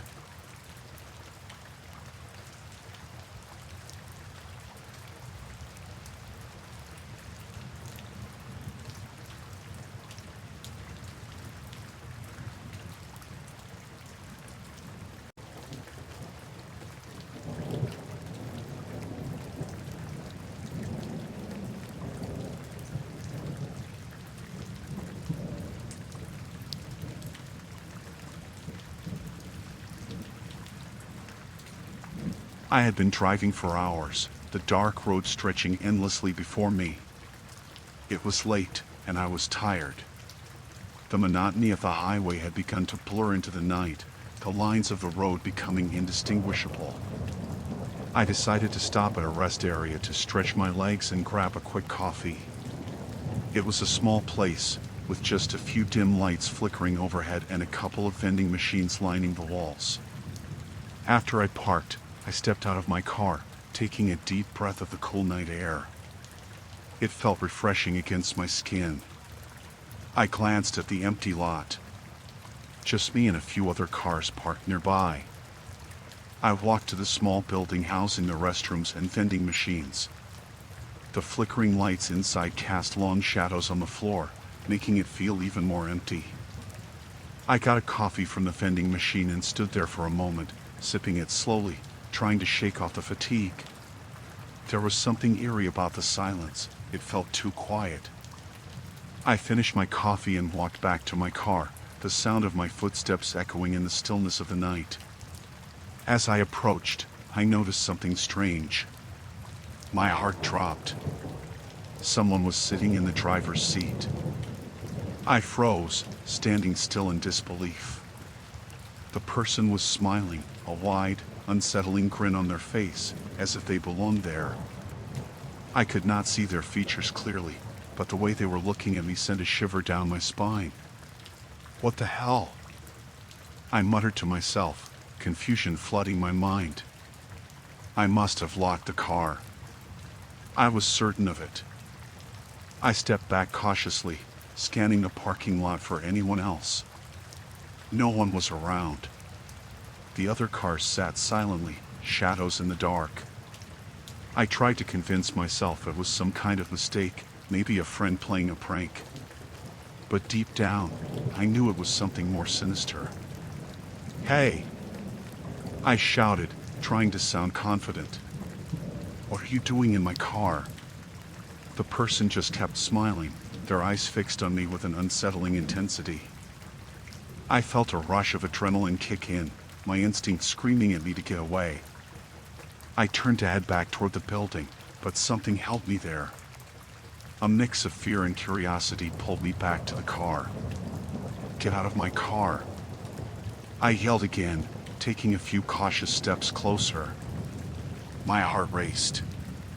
I could not help but wonder how they had gotten in without me noticing. As I got closer, I tried to look through the tinted windows, searching for any hint of who this person was. They looked normal enough, dressed in a dark jacket and jeans, but the smile never wavered. It felt wrong. I grabbed my phone from my pocket, my hands trembling as I prepared to call for help. But before I could dial, the person suddenly leaned back in the seat, as if they were getting comfortable. "Why are you so worried?" they said, their voice smooth and calm, completely at odds with the situation.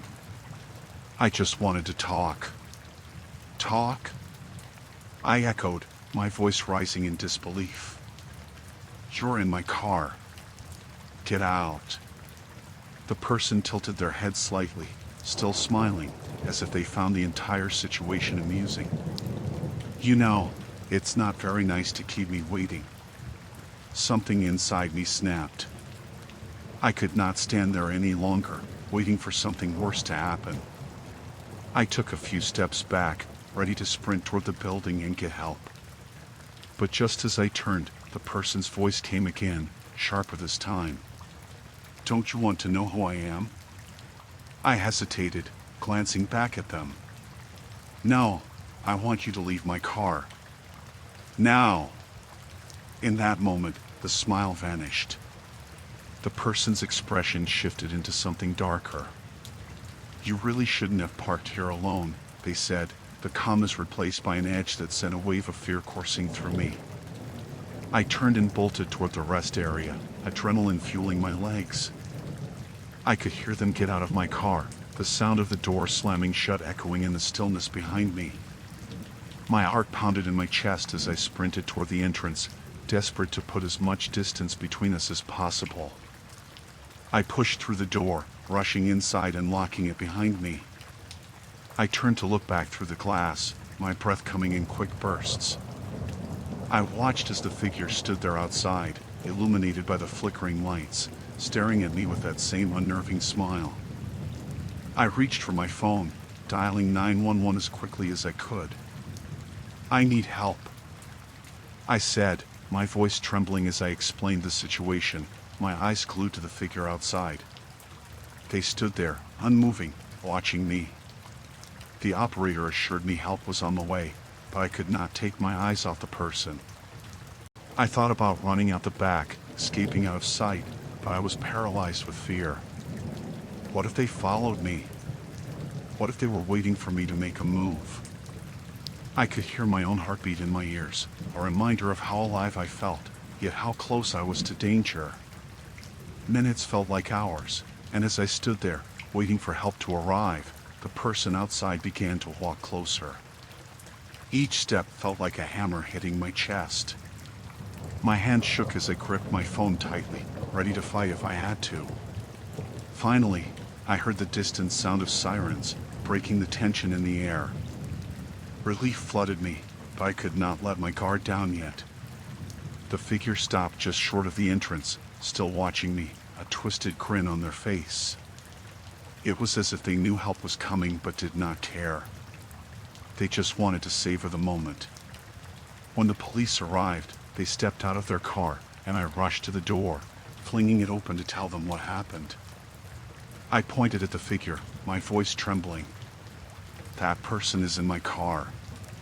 The officers moved quickly, two of them approaching the figure while the third stayed with me, asking questions. I watched as they confronted the person, who had finally stopped smiling. The conversation was short, the officers were firm, and I could see them searching the person before leading them away. I stayed inside, unable to look away. The officers walked the person to their car, and after some time, they finally came back to me. They assured me that the individual was just a hitchhiker who had mistakenly thought my car was unoccupied and was simply looking for a ride. "Still, you did the right thing by calling us," one officer said. "It is not safe to be out here alone at night." I nodded, still shaken. I could hardly process their words. I thought about how easily things could have turned out differently if I hadn't trusted my instincts. I felt grateful to have escaped, grateful that help had come in time. As I finally returned to my car, I glanced around the parking lot, relieved to see that the figure was gone.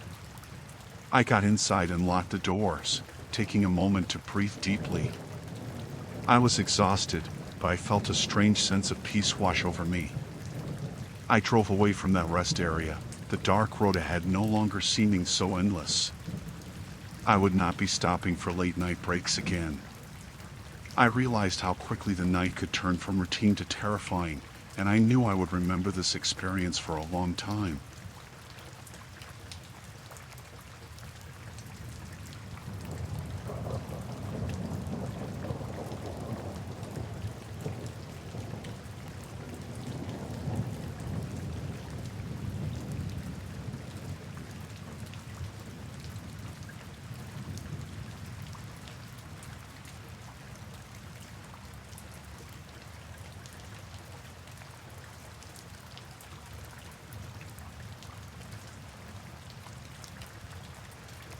I worked the graveyard shift at a 24-hour convenience store, just me, the buzzing lights, and that ticking clock. It was the kind of job where nothing really happened, just quiet hours with the occasional late-night shopper. People would shuffle in, grab a drink or snack, maybe some smokes, then leave. And I was fine with that. I liked the quiet. But then he started showing up. It was sometime in early September. I remember that night because the air felt heavy, like it might rain. He was just standing across the street, right by the old lamppost that flickered on and off. I noticed him, thought maybe he was waiting for a ride or something, but he just stayed there. No movement, no one else around. At first, I tried not to think too much of it. I kept myself busy, stocked the shelves, cleaned the counter, anything to pass the time. But every time I looked up, he was still there, just staring. It's like he was waiting for something. The next night, he was there again, in the same spot, same stance, arms crossed. He was tall, maybe in his late 30s or 40s, with a bit of a scruffy look. He wore a dark jacket and jeans, nothing that really stood out, but the way he watched, it wasn't normal. I could feel it, that prickle on the back of my neck. I kept telling myself maybe he was just some guy who lived nearby, maybe waiting for someone. But he never crossed the street, never came inside. He didn't come every night, just enough that I started to expect it. Sometimes it'd be 2 nights in a row, then he'd skip a day, then back again. It made me uneasy, but I couldn't really do anything about it. He wasn't breaking any laws by just standing there. Then, one night, about a week later, he finally came inside. It was around 2 in the morning. The store was empty, like usual, just me and the hum of the freezers in the back. I was restocking the drink fridge when I heard the bell over the door. I looked up, and there he was, stepping in. He didn't look at me right away, just walked down the first aisle, his hands tucked in his jacket pockets. I tried to act normal, just went back to stocking the shelves, but I could feel him watching me from the corner of his eye as he walked slowly through the store.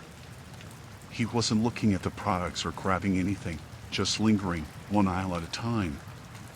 I kept telling myself not to freak out, that maybe he was finally here to buy something, that it was all just in my head. But then he turned down my aisle, just a few feet away, and stopped. He looked at me, and I felt a shiver run down my spine. His gaze was intense, like he was looking right through me. "Hi, Claire," he said. I froze. I hadn't told him my name. I was sure of that. I didn't wear a name tag or anything. There was no way he could have known. My mind raced, trying to think if I'd slipped up somehow, but I knew I hadn't. I forced a smile, tried to play it cool. "Can I help you with something?" He didn't answer right away, just kept staring. Then he tilted his head, almost like he was sizing me up. "You're here alone, aren't you?" he said, like he was making small talk, but his voice was low, calm. Too calm. Something about the way he said it made my stomach twist. I didn't want him to know I was alone. I cleared my throat, shrugged. "Not always," I said, hoping it sounded believable. "My manager comes in around 3. He just smiled, a thin, tight smile. "I know you're here alone, Claire," he said, his voice steady, almost amused. I wanted to scream or run, but I forced myself to stay calm. I was in my own store, with cameras watching. I kept my voice even, trying to sound unfazed. "Look, if you don't need anything, I'm going to have to ask you to leave." He took a step closer, too close for comfort, and I could feel my heart racing.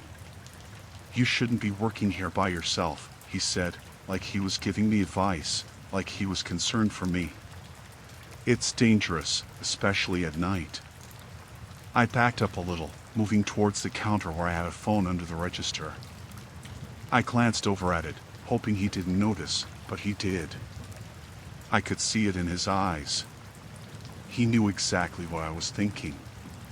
"Don't worry," he said, a bit of a smile tugging at the corner of his mouth. "I'm not here to hurt you.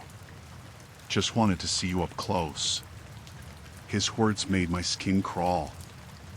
I tried to think of what to say, something that would get him to leave, but my mind was blank. All I could do was stare at him, my throat dry, my hands shaking. Finally, he stepped back, giving me a little space, but he didn't turn to leave. "I'll see you around, Claire," he said, like he was making a promise.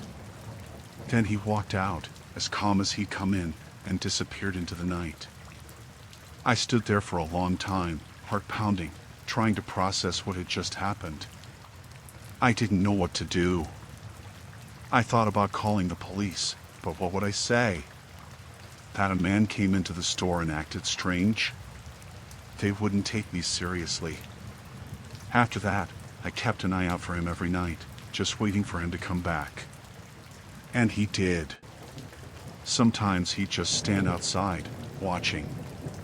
Other nights, he'd come in, wander around without buying anything, then leave. And every time he'd call me by name. I started dreading my shifts. I didn't feel safe anymore. I tried telling my boss, but he just shrugged it off, said I was overreacting. People are weird sometimes, he told me, like that was supposed to make me feel better. One night, when I couldn't take it anymore, I confronted him.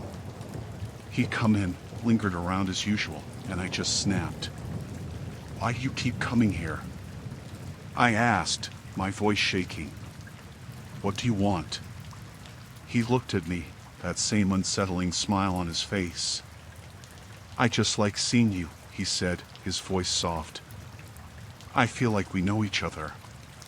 "We don't," I said, my voice firm. "Stop coming here." His smile faded, and for the first time, I saw a flicker of something else in his eyes. Anger, maybe.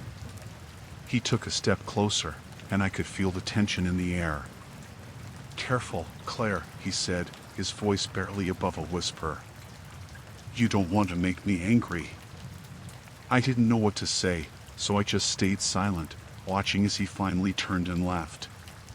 That was the last time I saw him. I don't know why he stopped coming after that.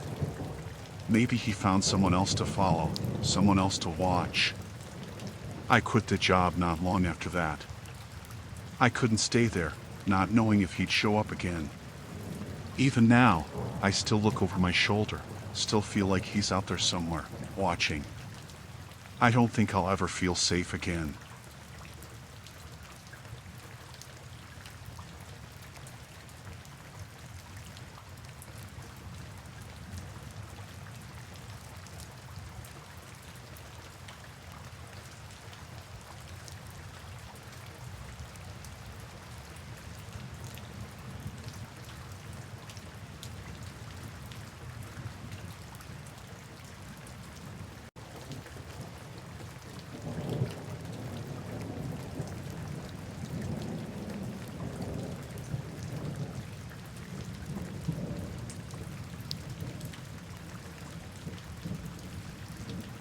It started as something small.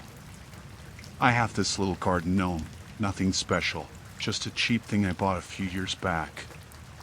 I kept him out by the edge of my flower bed, mostly as a joke. But one night, coming home from work, I noticed he was closer to my front door. Just a couple of feet closer, but definitely not where I'd left him. I thought maybe I'd moved him myself, or a stray animal had bumped him. It was odd, sure, but I didn't think much of it. The next morning, he was back in his usual spot, by the flowers. That's what threw me. I knew he'd been closer the night before. I don't have neighbors who'd mess with me, at least not that I'd ever noticed, and nobody else has a key to my place. It bothered me, but I tried to brush it off. Then it happened again. This time, he was almost at the steps leading up to the door.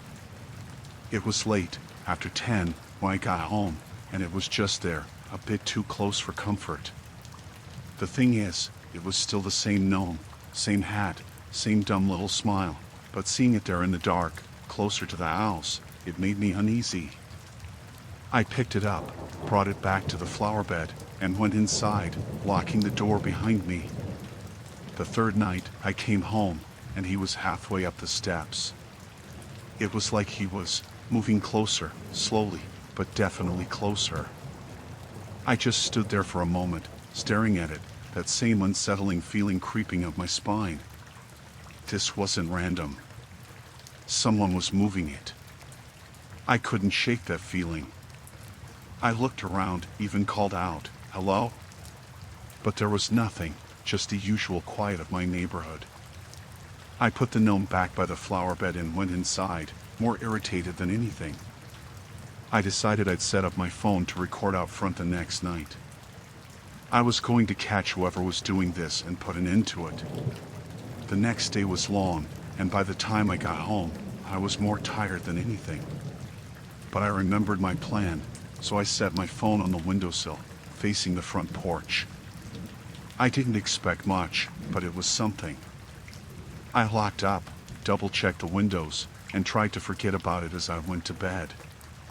Around 3 in the morning, I heard something. A soft, scratching sound, like someone or something outside.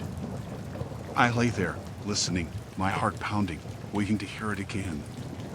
Then, nothing. Just silence.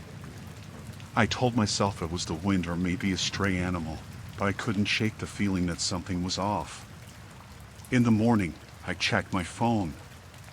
It had recorded for hours, but there was nothing unusual until about 2:58 a.m.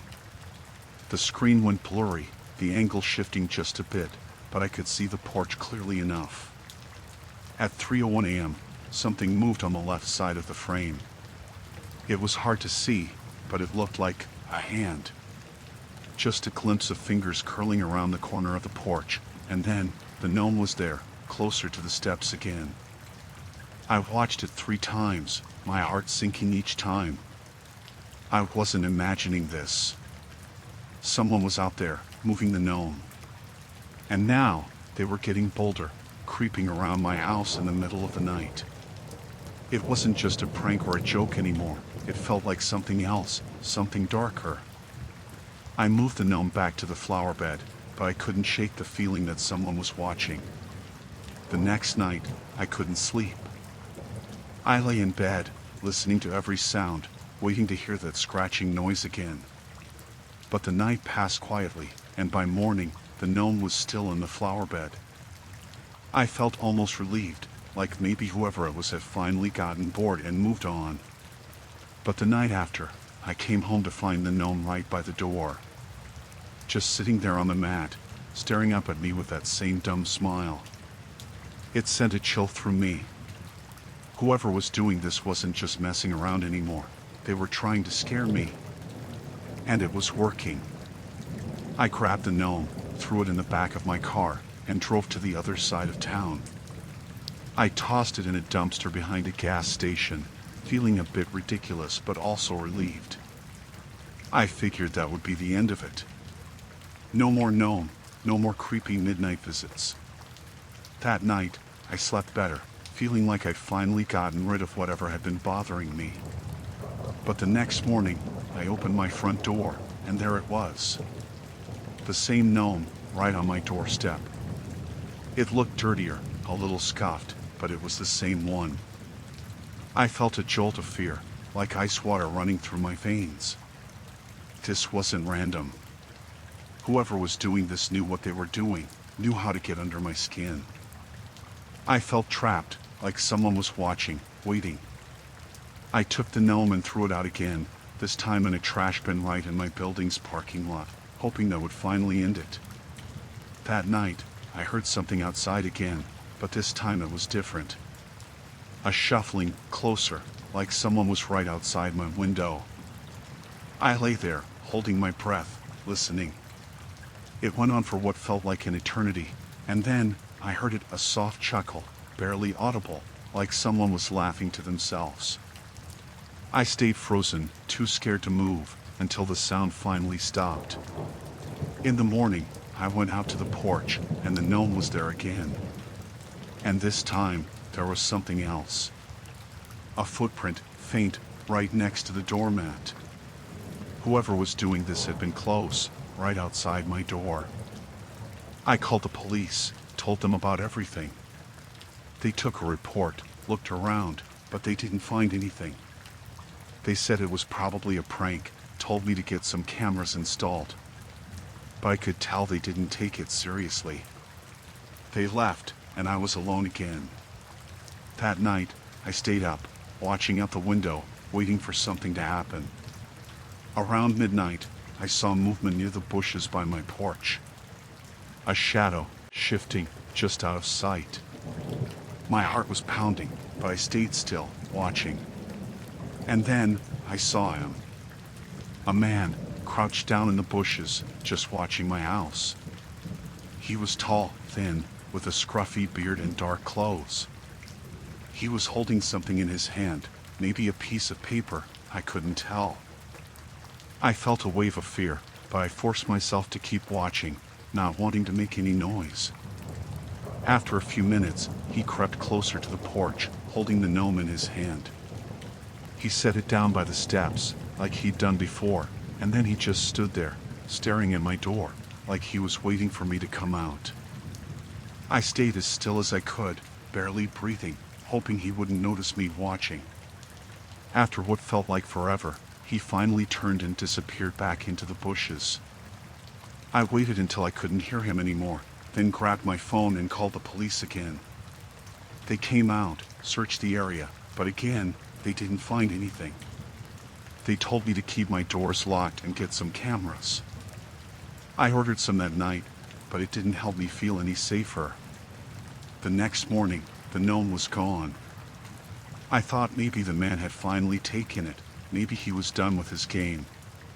But every time I left the house after that, I couldn't shake the feeling that I was being watched, that he was still out there somewhere, waiting for the right moment. It's been weeks now, and I haven't seen the gnome or the man again.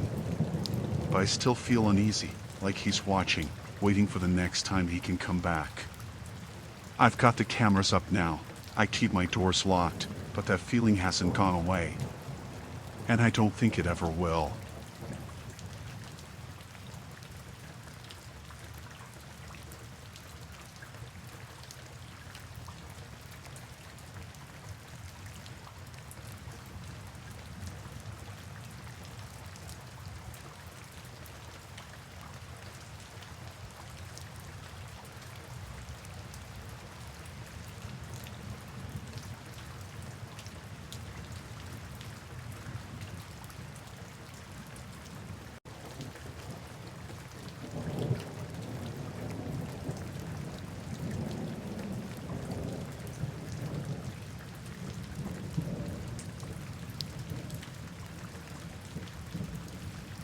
I still don't know what came over me that day.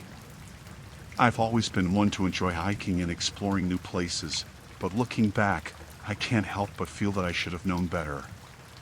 Maybe I had ignored too many signs, or maybe I was just too confident, thinking nothing could go wrong. Either way, that day was different. I should have turned around the moment I felt the hairs on the back of my neck stand up, but I didn't. It started innocently enough. I was out on my usual weekend hike, just me, the woods, and the quiet. The trail I had chosen was one I had hiked before, but this time, I decided to try a smaller path that veered off to the side, almost like a forgotten or hidden route. I had been walking for a while when I noticed the trail starting to narrow. It was covered with overgrown brush, and the dirt was soft, almost like no one had walked here for a long time. I was curious, but not enough to turn back. After a few more minutes, the trail completely disappeared. I stood there for a moment, looking around, wondering if I should just go back the way I came. But then something caught my eye, a clearing just beyond the trees. It wasn't too far, and there seemed to be something else out there, maybe a path. I decided to check it out. What's the worst that could happen, right? The moment I stepped into the clearing, I felt like I had crossed some sort of invisible line. The air felt heavier, like it was pressing down on me. But I shrugged it off. I wasn't some paranoid person who was afraid of the woods. The clearing itself wasn't too remarkable, except for the strange feeling it gave me. It was big, about the size of a small backyard, and at the far end, I could see a small encampment. There were tarps stretched between trees, a few logs stacked up like seats, and an old fire pit in the center. It looked like a campsite, but not one that belonged to casual hikers. It had an odd, almost unsettling feel to it, as if it had been abandoned or maybe it was still being used. I hesitated for a moment, thinking about turning around. I didn't want to intrude on someone else's spot, but at the same time, I couldn't shake my curiosity. I approached slowly, trying to stay quiet and respectful, but as I got closer, I realized that there were strange totems hanging from the trees. They were made from sticks and old cloth, hanging in odd shapes and sizes. Some were wrapped in twine, and others had things like feathers or bones tied to them. I froze. It was like the air around me shifted. I could feel my heartbeat pick up. I wasn't sure what this place was, but it didn't feel right. There was something off about it. I turned to leave, thinking I'd seen enough, but then I heard a sound, footsteps, soft but distinct, coming from the bushes behind me.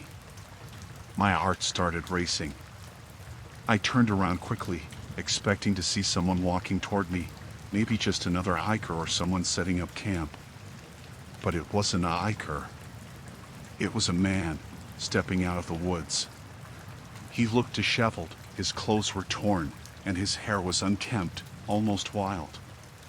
His face was hard to read, but there was something in his eyes, something unsettling. He stopped when he saw me, and for a moment, neither of us moved. He was looking right at me, and I had the sinking feeling that something wasn't right. "What the hell are you doing here?" His voice was rough, like he hadn't spoken in days, and his eyes narrowed as he took a step forward. I instinctively took a step back. I didn't mean any harm. I was just exploring, saw the campsite. My voice trailed off, unsure of what to say. I didn't want to make him angry, but I also didn't want to stick around if things were going to get weird. "This is our space," he said, his words slow and deliberate. "You're trespassing." I wasn't sure what to make of that.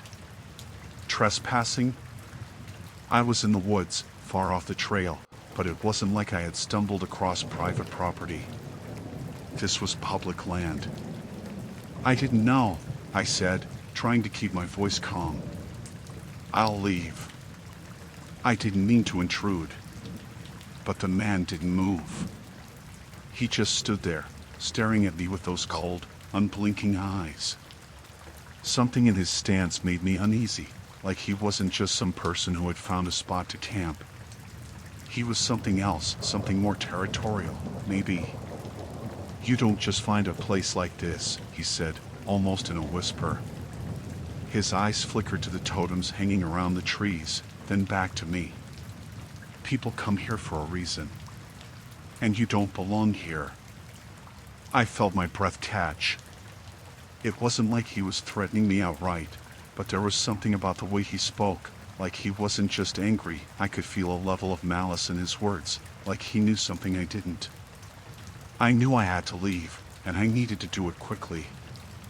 I took a step back, then another, but as I started to turn to go, the man suddenly stepped forward, blocking my path. I froze. My heart was pounding in my chest.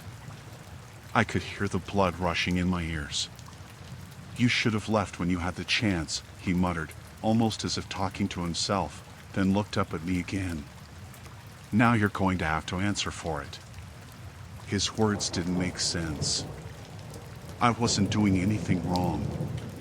I just found an abandoned campsite, and now I was trying to leave. But the more I stood there, the more I felt like I wasn't going to be able to leave. I glanced around, hoping for a way out. The clearing felt smaller, like the trees were closing in on me, like the air itself was thickening. I didn't wait to see what else he was going to do. I turned and ran. I pushed myself through the brush, not caring about the branches hitting me in the face or the uneven ground beneath my feet. I didn't look back. All I could think about was getting out of there, back to the main trail, back to safety. I ran until I could see the path again, and only then did I slow down. When I finally reached the main trail, I stopped to catch my breath. My heart was still racing, my chest heaving. I kept looking over my shoulder, half expecting to see the man coming after me, but when I turned, I saw nothing. I don't know what would have happened if I hadn't run. I don't know who that man was or why he was there, but I'm never going back to that part of the woods again. I don't care how many forgotten trails there are out there. Some things are better left unexplored.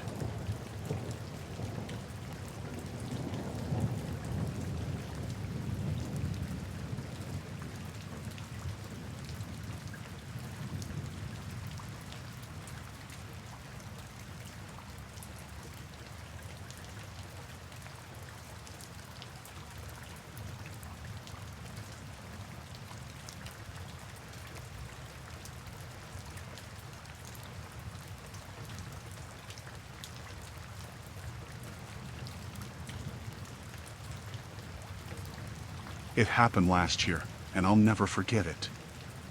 I still get a little uneasy when I think about it, especially when I'm driving at night or in storms. It's not something you can easily shake off. I was driving home from a business trip, a 3-hour drive through mostly empty roads. It had been a long day, and I was looking forward to getting home. Of course, the weather didn't help. It had started raining lightly around the time I left, but as the night went on, the storm got worse. The rain turned into sheets, and the wind picked up. The visibility was terrible. I could barely see the road ahead of me, and the wipers on my car could barely keep up. Around midnight, my gas light came on. I tried to push it, but the nearest gas station was miles away, and I could tell the car wasn't going to make it much farther. I wasn't thrilled about stopping at a random station in the middle of nowhere, but I didn't have much choice. Eventually, I saw the flickering lights of an old, run-down gas station.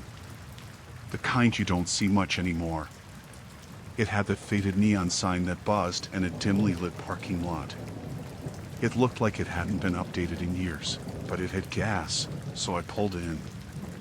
I parked by the pump, and as I got out of the car, I noticed that there was no one around. The station was empty, except for a flickering light coming from inside the store. The wind howled and the rain poured down, making everything feel even more isolated. I went to fill up, and the whole time I couldn't shake the feeling that someone was watching me. I glanced over at the door of the station's convenience store, and that's when I saw him. He was standing just inside the door, barely visible through the rain streaking down the windows. He wasn't doing anything, just standing there, staring at me. At first, I thought he was maybe the cashier, just hanging around in the warmth of the store. But something about the way he stood there, motionless, watching me, made me feel uncomfortable. I tried not to look directly at him, but I could feel his eyes on me. It wasn't just a glance, but something more unsettling. It felt like he was studying me. I kept my head down and focused on pumping the gas, trying to ignore the feeling crawling up my spine. I was almost done when I heard his voice, low and raspy. "Nice car," he said. "You drive this often?" I didn't know what to say. The tone of his voice was strange, like he was asking something more than just a simple question. I tried to ignore him, but then he spoke again, this time with more directness. "You live around here?" he asked, his voice barely above a whisper. I froze. It was late, I was alone, and the storm outside made everything feel like it was in some kind of eerie vacuum. The more he spoke, the more uncomfortable I became. There was something wrong with this guy, something that didn't sit right. He was too calm, too focused on me. "No," I said, trying to keep my voice steady. Just passing through. I finished filling up the tank, and as I was putting the nozzle back, I glanced at the door again. The man was still standing there, watching me. He didn't move, didn't even acknowledge that I had finished. I grabbed the receipt, trying to hurry, feeling the weight of his stare on my back. As I started to walk back to my car, he stepped outside. The door creaked as he pushed it open, and I noticed he was still staring at me, as though he was waiting for something. He walked slowly toward me, but not in a threatening way. More like he was just observing, calculating. I froze when he stepped right in front of my car, blocking my way. I wasn't sure what to do. I could have honked my horn, maybe driven around him, but there was something in the way he stood there that made me second-guess every move. "Where you headed?" he asked, still in that same low voice. It wasn't casual. It wasn't friendly. It felt almost predatory. I gave him a quick, forced smile. "I'm just going home." He didn't move. He stood there, looking directly at me, almost like he was waiting for me to say something more. I shifted uncomfortably, my fingers gripping the steering wheel, but I couldn't back up without running him over. "That's a nice car," he repeated, like he was trying to start a conversation again. But something about it didn't feel right. It wasn't small talk. It felt like an interrogation. "Does it ever break down on you?" I glanced at the gas meter. The car was fine. Everything was fine. Why was he asking all these strange questions? I had an overwhelming urge to just drive off, but something in me told me not to provoke him. I didn't want to make him angry, and I didn't know how he would react. "I'm fine," I said, trying to sound confident. "Thanks." But he didn't move. He stood there for a moment longer, still watching me, before taking a step closer, his eyes narrowing just slightly. "You should wait for a tow."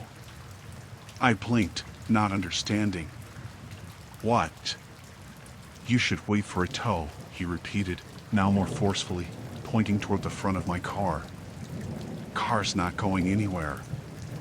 I was confused and a little scared. The car was fine, and there was no reason I couldn't leave. I looked around, hoping to see someone else, someone who could confirm that this guy was just a weird, harmless loner. But no one else was in sight. It was just him and me, and he wasn't moving. "I'm fine," I said again, my voice shaky now. "I don't need a tow." He didn't respond immediately, but I saw a strange look cross his face, almost like he wasn't going to let it go. He stepped aside a little, but I could still see that he was blocking the exit. He stood there for a few more moments, watching me, before finally backing up and turning around. "All right," he muttered, "but you should be careful out there. People like you shouldn't be out in storms like this."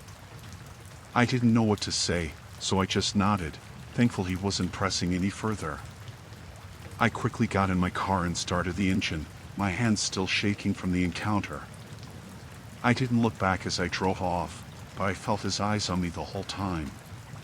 It wasn't until I was far down the road, with the gas station far behind me, that I felt a little bit of relief.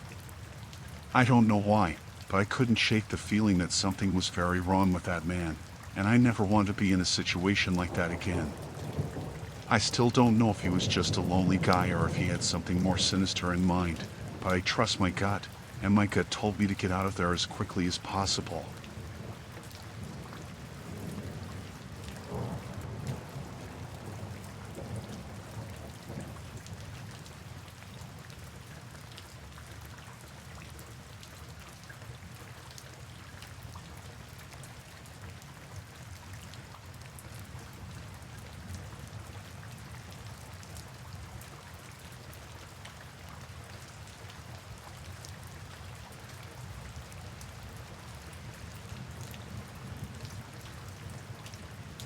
It all started one night, a few weeks after we moved into the house.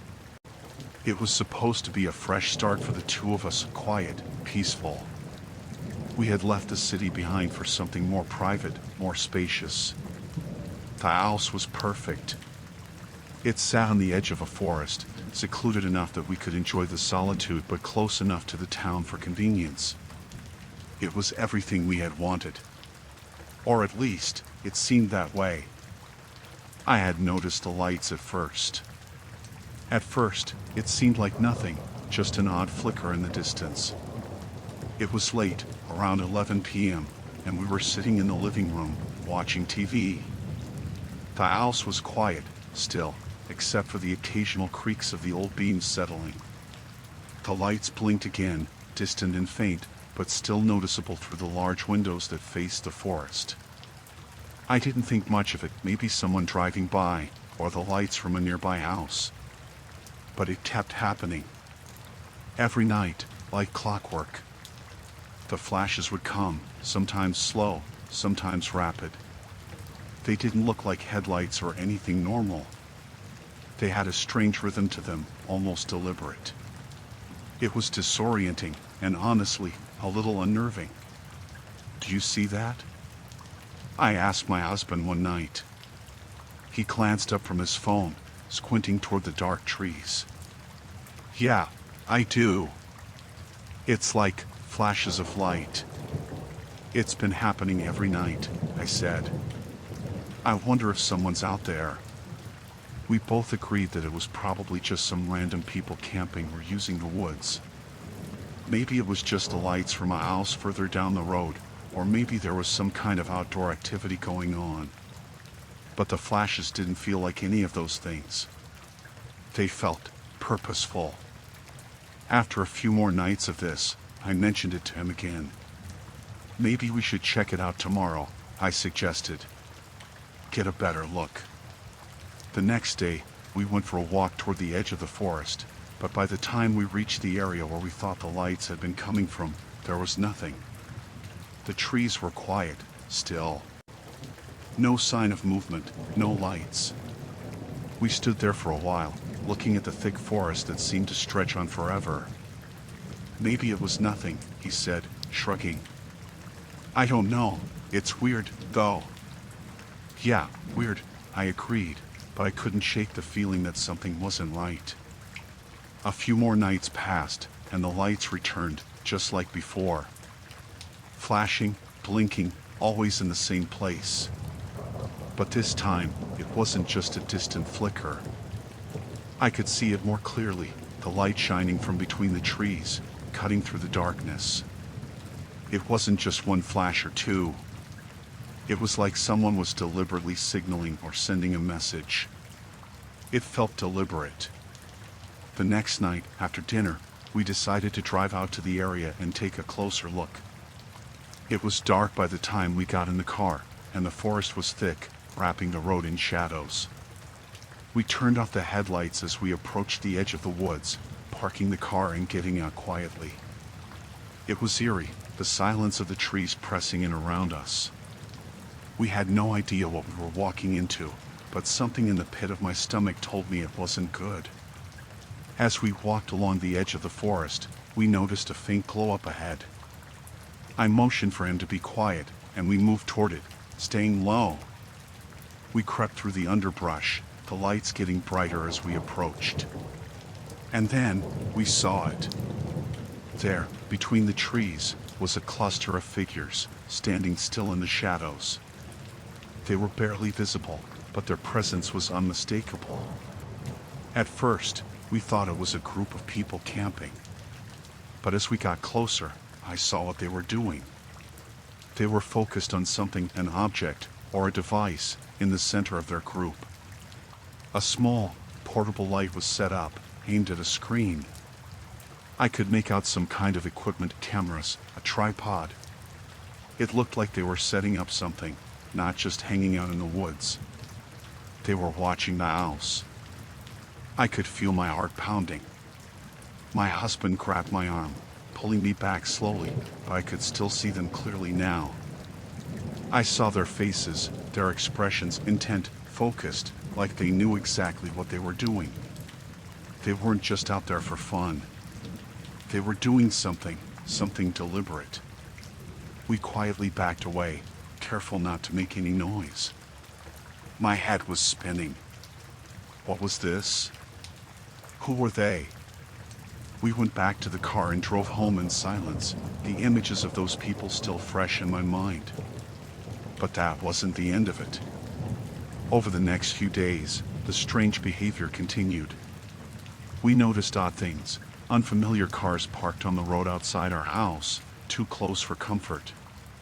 There were figures we didn't recognize walking near the edge of the trees, always just out of sight but close enough to make us uncomfortable. And the flashing lights continued, sometimes from different parts of the woods, sometimes in the same spots. I tried to keep calm, but it was getting harder and harder to ignore. It wasn't just some random campers anymore. These people were watching us. And I had no idea why. Finally, we called the police. We weren't sure what they could do, but we couldn't ignore it any longer. When the officers arrived and we explained what was going on, they seemed skeptical. But they agreed to take a look at the area, even if it was just for our peace of mind. A couple of hours later, they came back. We didn't find anyone in the woods, one of the officers told us. But we did find some strange things. There are cameras set up on the trees, and we found traces of equipment they were using to monitor your house. It's a little more than just some random folks messing around. Someone's been spying on us? My voice was trembling. It looks like it. We'll check things out further, but for now, just be careful. We've reported it, and we'll be keeping an eye on the area. We didn't sleep that night. We stayed up, keeping the lights on, watching the windows. In the days that followed, the police increased patrols around our area, but it never felt like enough. I couldn't stop thinking about the people in the woods, the cameras they had set up, and the fact that they had been watching us for God knows how long. Who were they? And what did they want from us? Eventually, the flashes stopped. The strange figures in the woods stopped appearing. But I couldn't shake the feeling that someone had been lurking just out of sight, observing us, waiting for something. I don't know if we'll ever find out who those people were or why they were watching us. All I know is that I feel like I'm being watched every time I step outside. Every time I glance toward the trees, I can't help but wonder if they're still out there, waiting.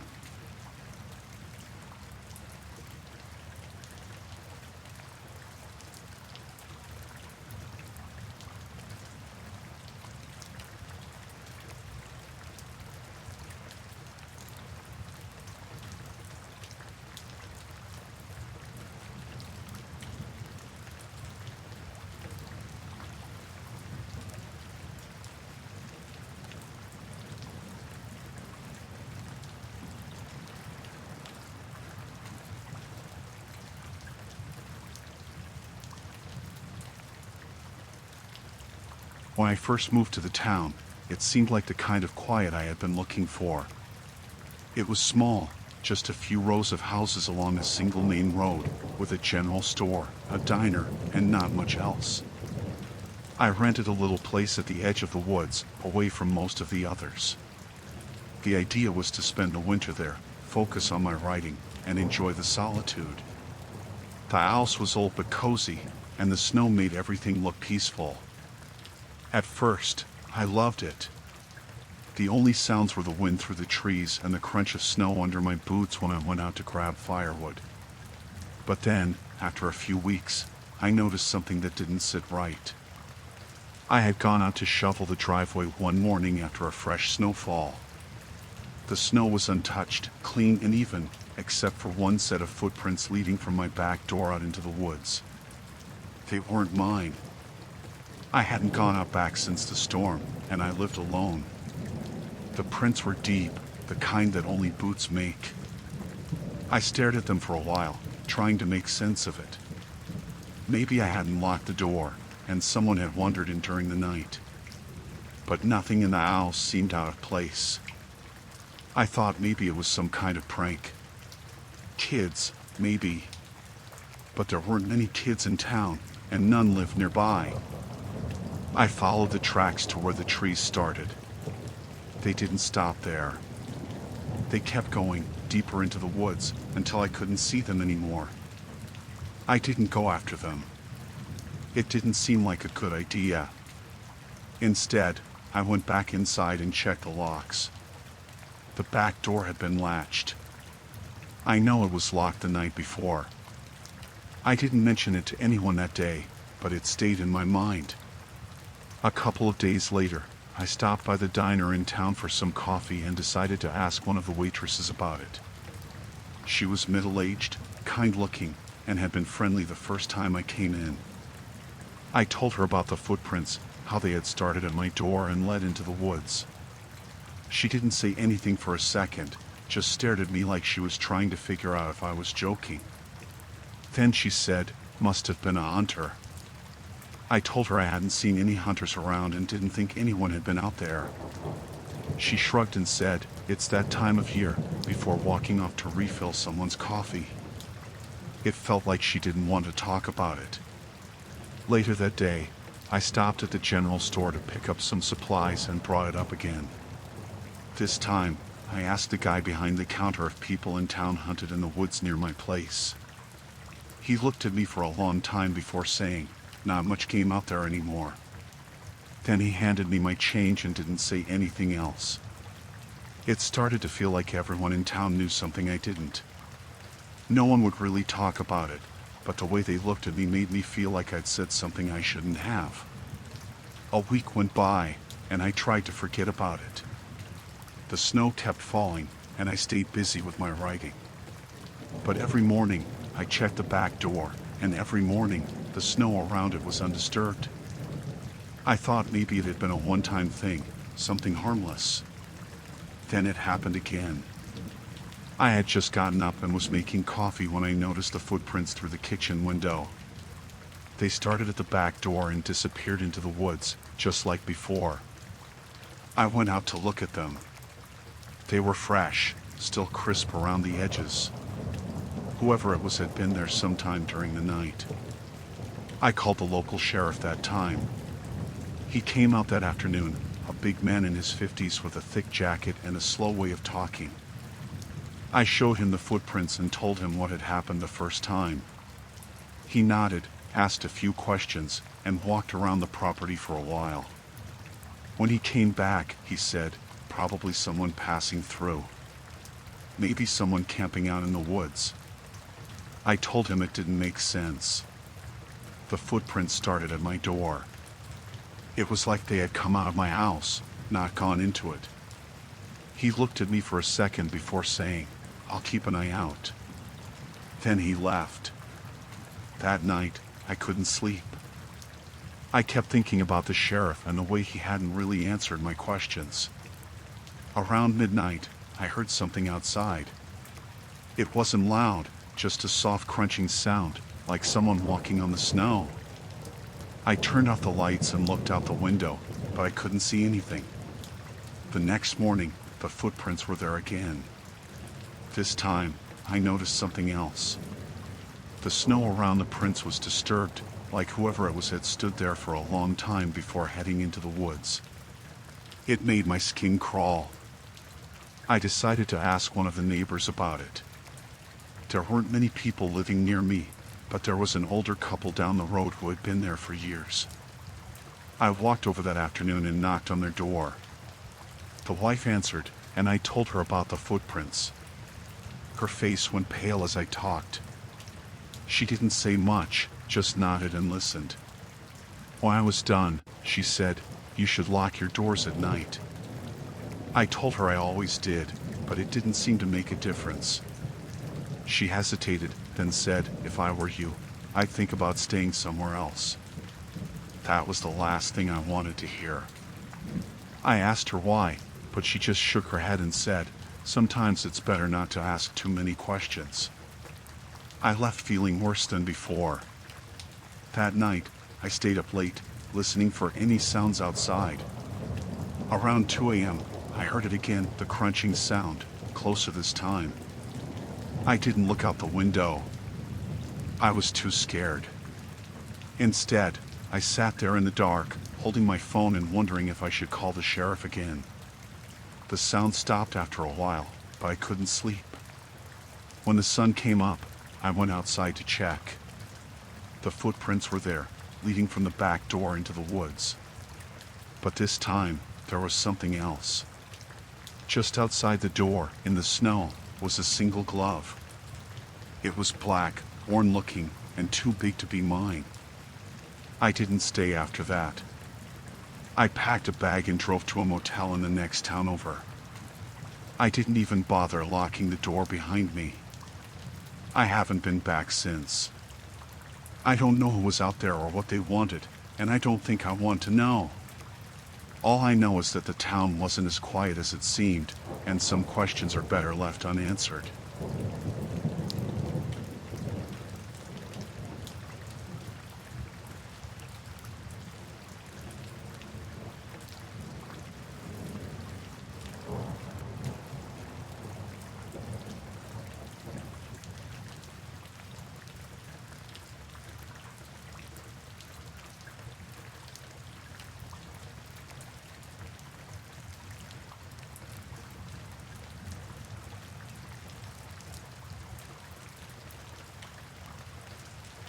I used to take the late train all the time.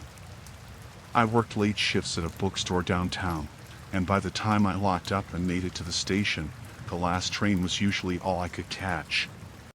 It wasn't the most comfortable ride, but it was reliable, and I thought it was safe enough.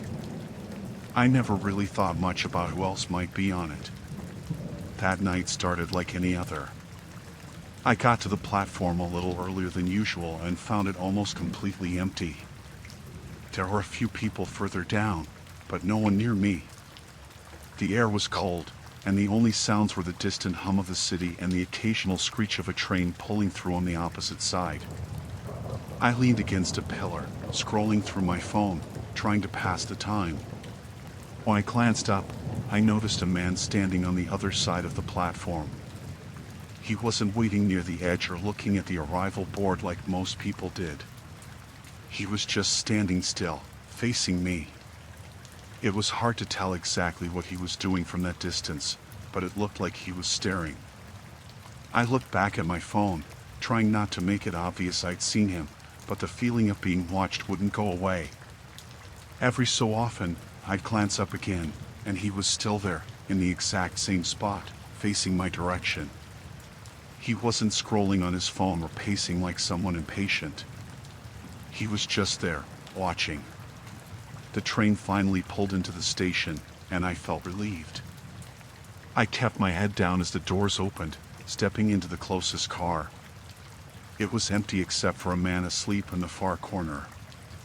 I took a seat near the middle, putting my bag on the seat beside me, hoping to create some space if anyone else came in. The door stayed open longer than usual.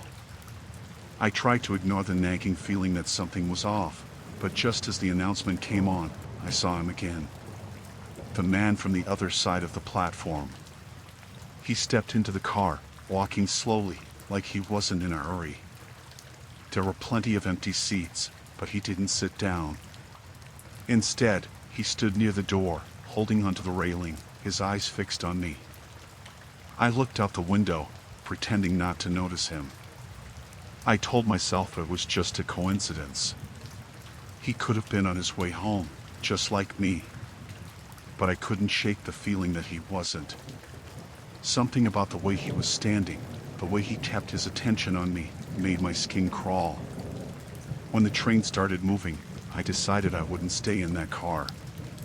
At the next stop, I picked up my bag and walked to the door. I stepped onto the platform, waiting until the last second before stepping into the next car. I found an empty seat there and sat down, trying to calm my nerves. I thought I'd lost him. The doors closed, and the train moved again. I felt a little better, but then I heard the door between the cars sliding open. My stomach sank. I looked up and saw him walking through. He didn't even hesitate, like he'd known exactly where I was. He didn't sit down this time either. He stood near the door again, holding onto the pole, his gaze locked on me. He was closer now, and I could see his face better. He had dark eyes, and his expression was blank, almost too calm. I didn't know what to do. My heart was pounding, and my mind was racing with worst-case scenarios. I thought about getting off at the next station, but what if he followed me? The platforms were empty this late, and I didn't want to be alone with him in the open. The train slowed down again, pulling into the next stop. I waited, clutching my bag, hoping he'd leave. The doors opened, and a couple got on, laughing and talking. I almost felt relieved to see them, but then I noticed him moving. He didn't get off the train. Instead, he started walking toward me. I stood up quickly, stepping into the aisle. My plan was to move to the next car again, but as soon as I took a step, he stopped. He was blocking my path to the door. He wasn't close enough to grab me, but he was too close for comfort. "You're in a hurry," he said, his voice low. It was the first time he'd spoken, and his tone sent chills down my spine. I didn't answer. I turned and walked toward the other end of the car, heading for the opposite door. I could hear his footsteps behind me, slow but deliberate. I reached the door and pushed it open, stepping into the next car.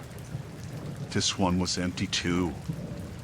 I moved quickly, walking to the far end, but when I turned around, he was already there, following me in. "Why are you running?" he asked. He wasn't out of breath, and his tone was calm, almost amused. I didn't respond. I backed up until I was near the door again, my hand on the lever. My thoughts were all over the place. If I kept moving between cars, he'd just follow me. If I got off the train, I'd be alone. I felt trapped. "Don't be scared," he said. "I just want to talk." His words didn't match the way he was looking at me. There was no friendliness in his expression, just a cold focus that made me feel like I was cornered. The train slowed again, pulling into another station. This time, I didn't wait. As soon as the doors opened, I bolted. I ran onto the platform, my bag bouncing against my side. I heard him behind me, his footsteps quick and heavy. I didn't stop to look back. I ran up the stairs to the main level of the station. It was empty except for a lone ticket booth clerk, who looked startled as I sprinted past. I ran out onto the street, my lungs burning, my legs shaking. When I finally stopped, I was in a well-lit area near a row of shops. There were people around, a few cars passing by. I turned to see if he followed me, but he wasn't there. I didn't know if he'd given up or if he was still in the station, waiting for the next train. I called a friend to pick me up. I didn't want to get back on the train, and I didn't want to walk home alone. When they arrived, I climbed into their car, still shaking. I didn't tell them everything right away, just that someone had been following me. I don't take the late train anymore. I started leaving work earlier, even if it meant losing a bit of pay. I still think about that night sometimes, about the way he looked at me, like he already knew what was going to happen. I don't know what he wanted, but I'm glad I didn't stick around to find out.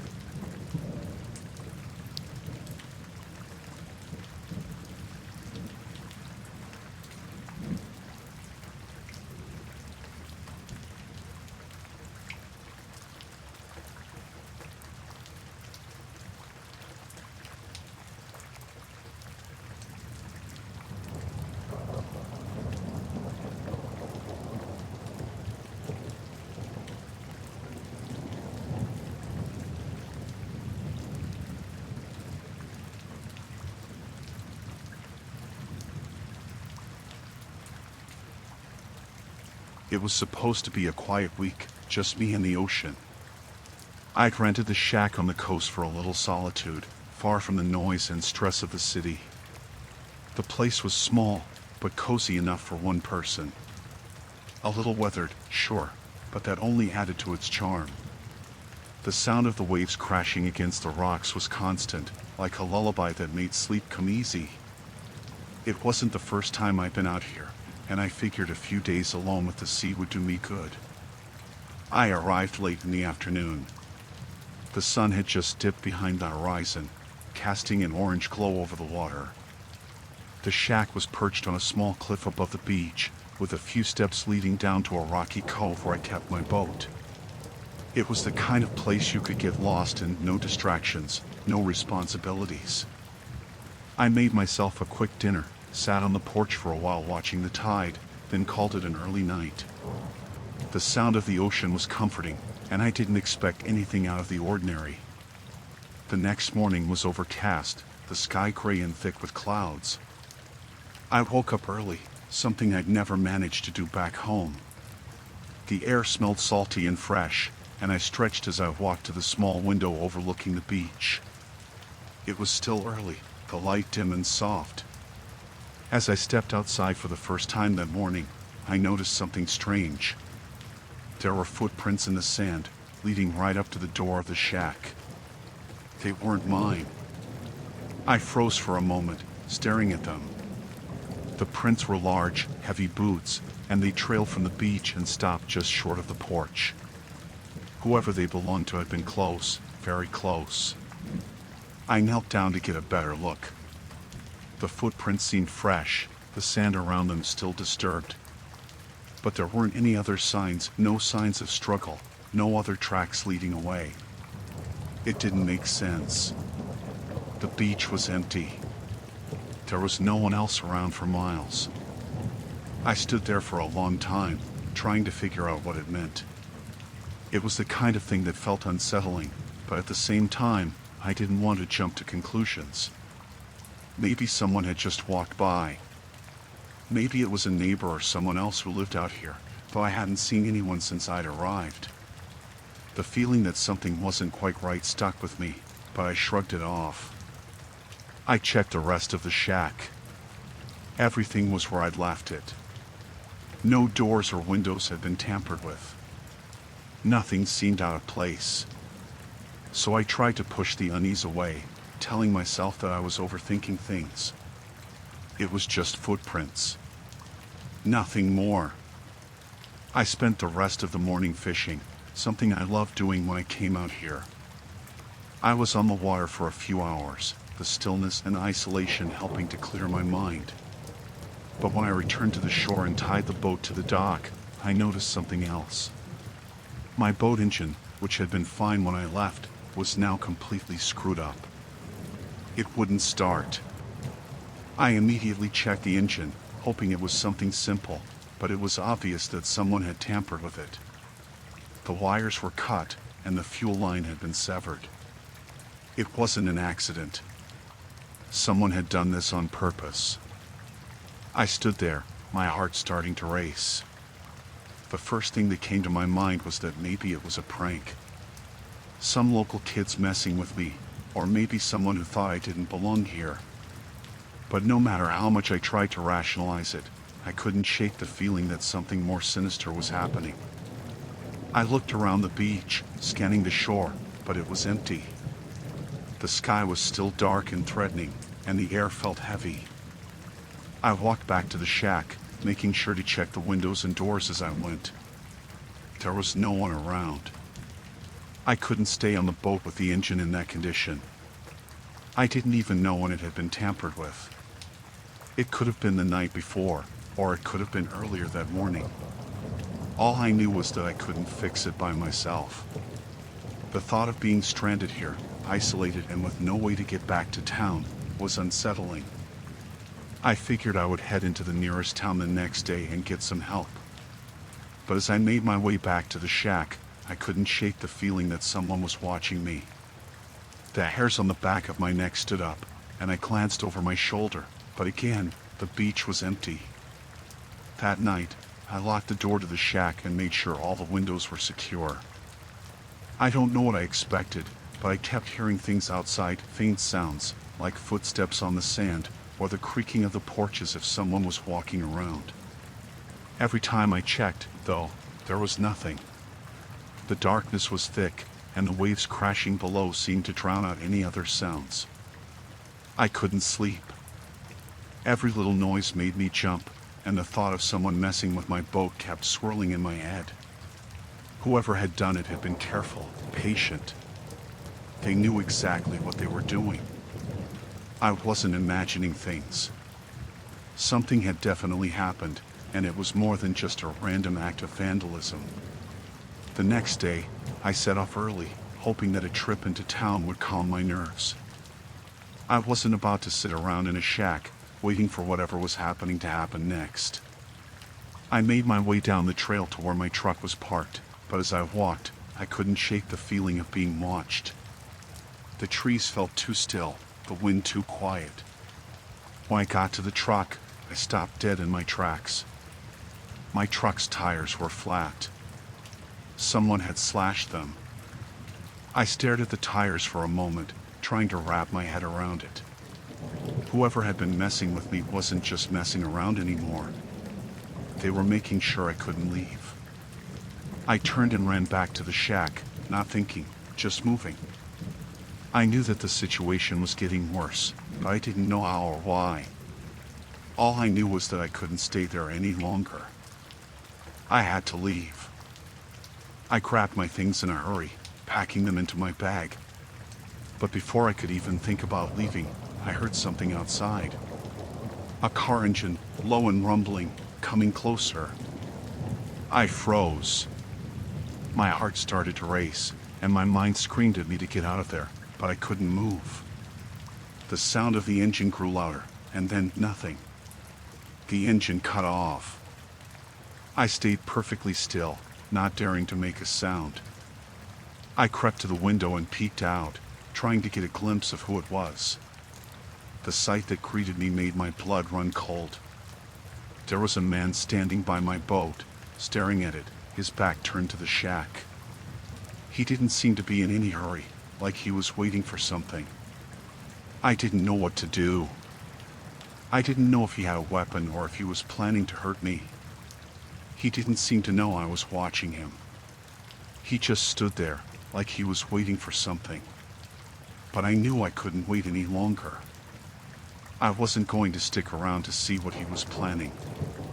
I grabbed my keys, unlocked the door, and ran toward the beach, praying I could get to my boat and make it out before he noticed me.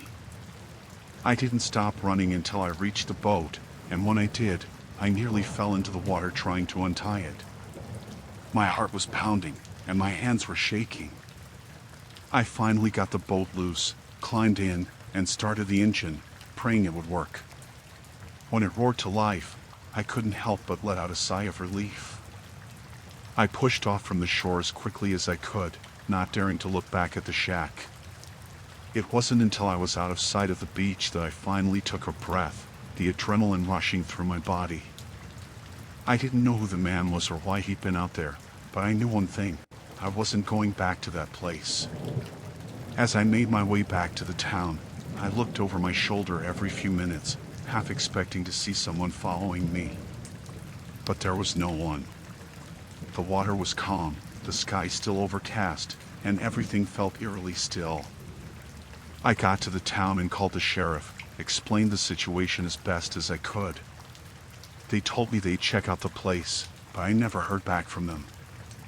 I don't know if they found anything or if they even went out there. What I do know is that I'll never go back to that shack, never set foot on that beach again. Someone was out there, someone who wanted me gone, and I can't shake the feeling that I was lucky to get away. Whoever it was, they were good at staying hidden. And I'm not sure if I'll ever fully understand why they did what they did. But I don't plan on finding out.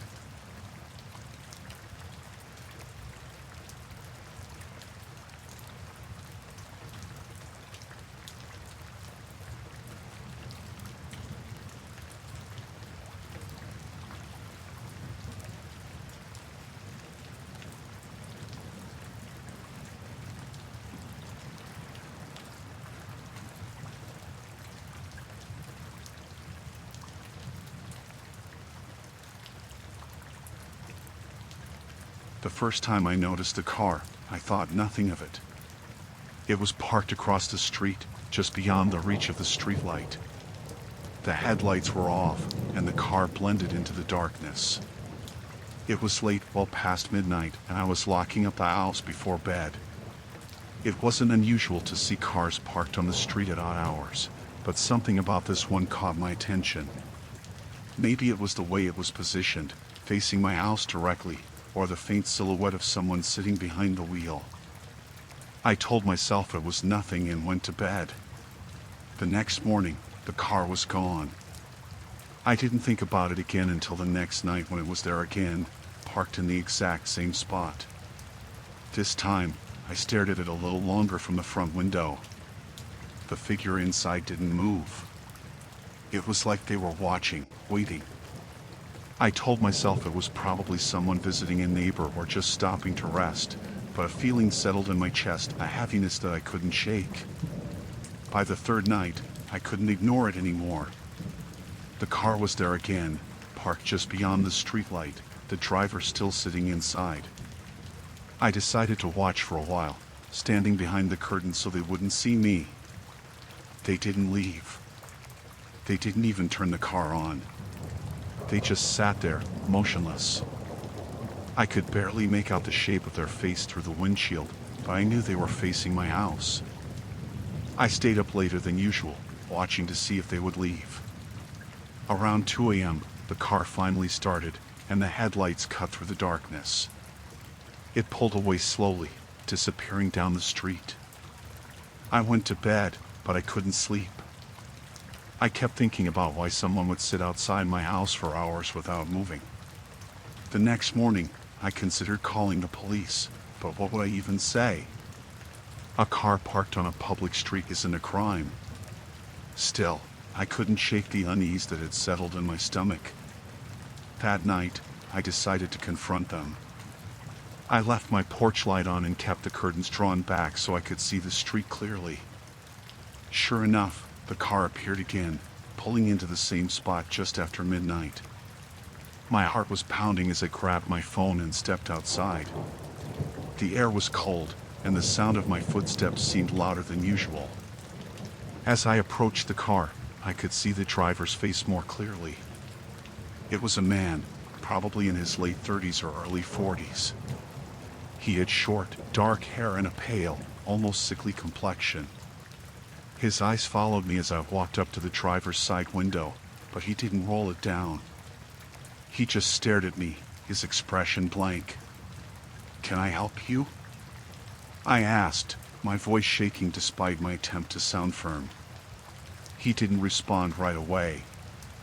Instead, he leaned back slightly, as if studying me. Finally, he rolled the window down just enough for me to hear him. "You live here, don't you?" he said. His voice was calm, almost pleasant, but there was something off about the way he said it.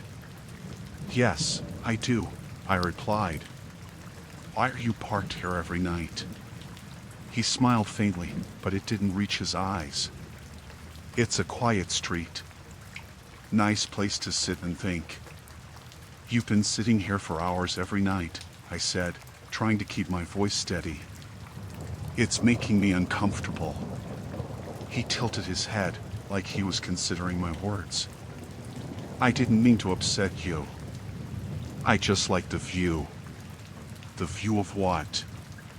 I asked, feeling my throat tighten. "Your house," he said simply. "It's cozy. Feels warm." I took a step back, my heart racing. "You need to leave. If I see you here again, I'll call the police." His smile widened, but it wasn't friendly. "You could call them. But that would be a shame, wouldn't it? What if they couldn't get here in time?" I stared at him, trying to process what he'd just said. My hands were trembling, and I clenched them into fists to keep from showing it. "Leave," I said again, more forcefully this time. He rolled the window up without another word, and the car slowly pulled away. I stood there for a long time, watching until the taillights disappeared into the distance. When I went back inside, I locked every door and window, double-checking each one. I stayed up all night, unable to shake the feeling that he'd be back. The next morning, I finally called the police and explained the situation. They said they'd send a patrol car to drive by my street during the night, but there wasn't much else they could do without a license plate or more concrete evidence. That night, the car didn't show up. I thought maybe the patrol car had scared him off, but the following night, he was back. This time, he parked further down the street, just barely visible from my window. I didn't go outside. I just watched, feeling trapped and helpless. The next morning, I noticed something odd. The flowers in the planter by my front door had been trampled, and there were muddy footprints on the porch. My stomach turned as I realized he must have come up to the house during the night. I checked the locks again, but they were all secure. Still, the idea that he'd been so close made me feel sick. I called the police again, but they still couldn't do much. They advised me to install cameras and keep a record of any suspicious activity. I bought a security system that day and set it up, hoping it would be enough to deter him. That night, I stayed up watching the cameras on my phone. Around 1 a.m., the motion sensor went off, and my screen lit up with a live feed from the front yard. He was there, standing just outside the range of the porch light, staring at the house. He didn't move for what felt like an eternity.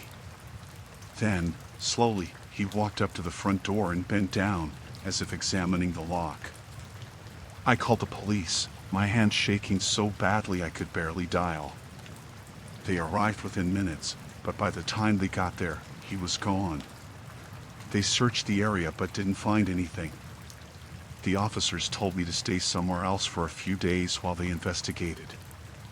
I packed a bag and went to stay with a friend across town. For a while, I felt safe, but the fear never really went away. Even now, months later, I still check the cameras every night before bed, half expecting to see his face again.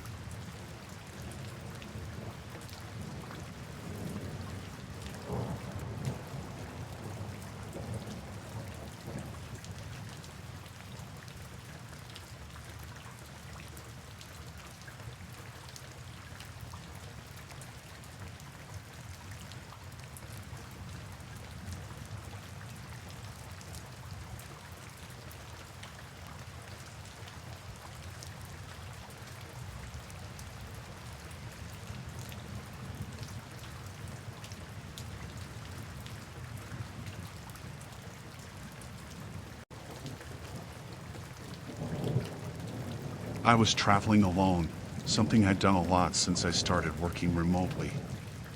Staying in rentals was usually cheaper and quieter than hotels, and most of the hosts were friendly or kept their distance, which I preferred. This time, I booked a small guest house attached to someone's property. It was clean, affordable, and the host, a man named David, had good reviews. When I arrived, David met me at the gate.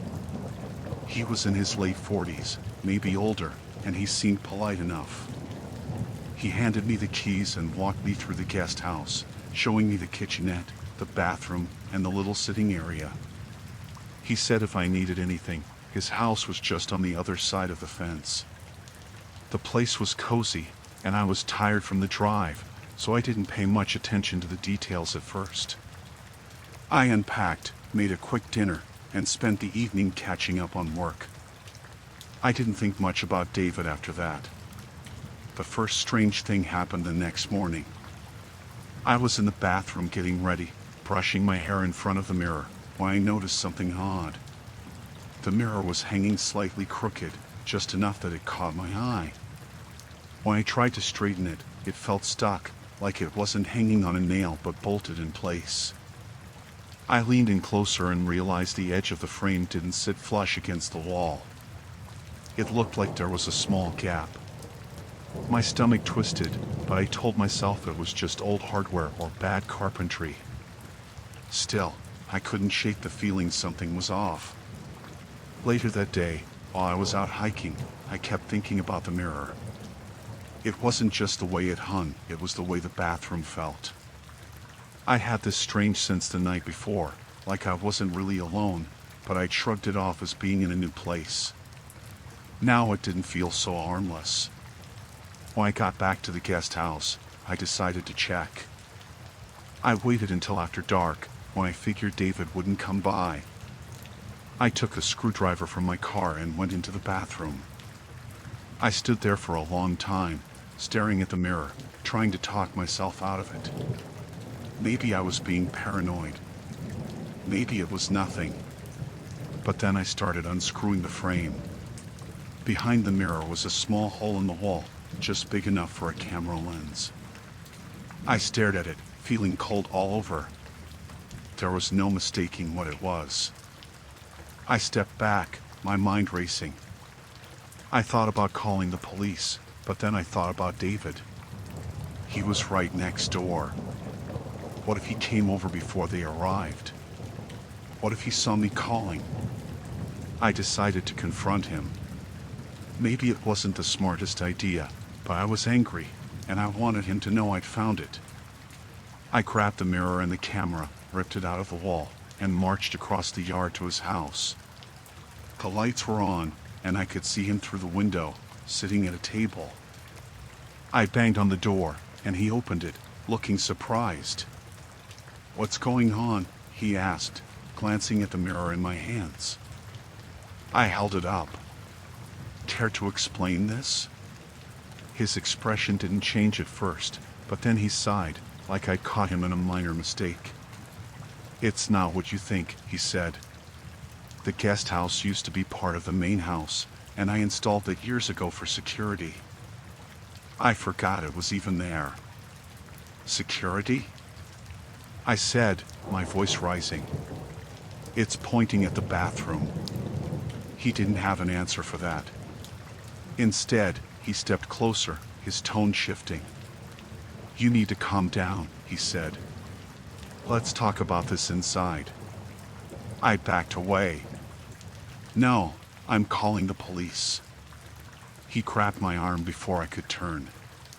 His grip was firm, and his friendly demeanor was gone. "You don't want to do that," he said quietly. I yanked my arm free and ran back to the guest house, locking the door behind me. My hands were shaking as I dialed 911. While I was on the phone with the dispatcher, I heard footsteps outside. They were slow, deliberate, circling the house. The dispatcher told me to stay on the line and stay calm, but my heart was pounding so hard I could barely hear her. Then David started knocking on the door. "Let's talk about this," he said, his voice calm again, like he hadn't just grabbed me. I didn't answer. I stayed in the corner, holding my phone like it was a weapon. The knocking stopped, but I could still hear him moving outside. He tried the doorknob, rattling it gently. Then he tried the windows, testing each one to see if it would open. "Don't make this harder than it has to be," he said. The dispatcher said the police were on their way, but it felt like they were taking forever. I heard a crash from the back of the house. He'd broken one of the small windows. I screamed, and the dispatcher told me to get somewhere safe and lock the door. I ran into the bathroom and locked myself in, holding my phone in a heavy glass jar I'd grabbed from the counter. I could hear him moving through the house, his footsteps getting closer. "Come on out," he said. "We can work this out." I didn't answer. I pressed myself against the wall, gripping the jar so tightly my hands hurt. Then I heard sirens. They were faint at first, but they got louder quickly. David must have heard them too, because the footsteps stopped. A few seconds later, I heard him running. The police found him hiding in the bushes near his house. They arrested him, and when they searched the property, they found more cameras, some in the guest house, some in his main house, and some in places I don't even want to think about. They said I was lucky. I don't feel lucky. I don't think I'll ever stay in a rental again.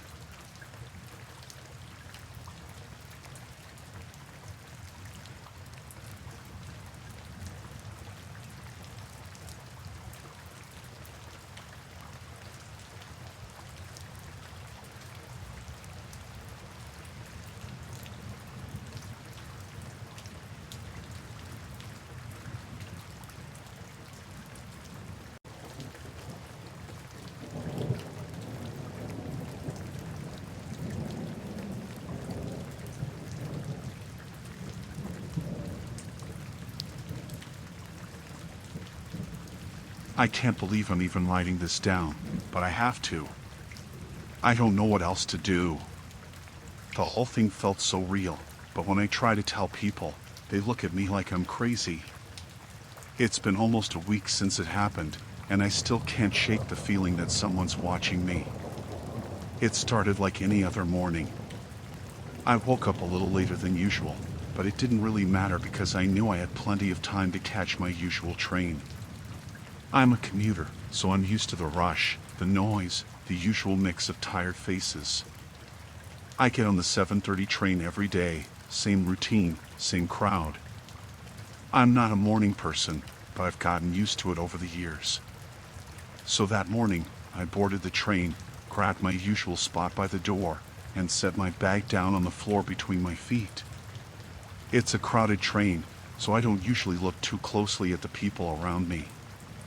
Everyone's got their face in their phones or eyes closed, trying to steal a few more minutes of sleep. It wasn't until we reached the next stop that I noticed something strange.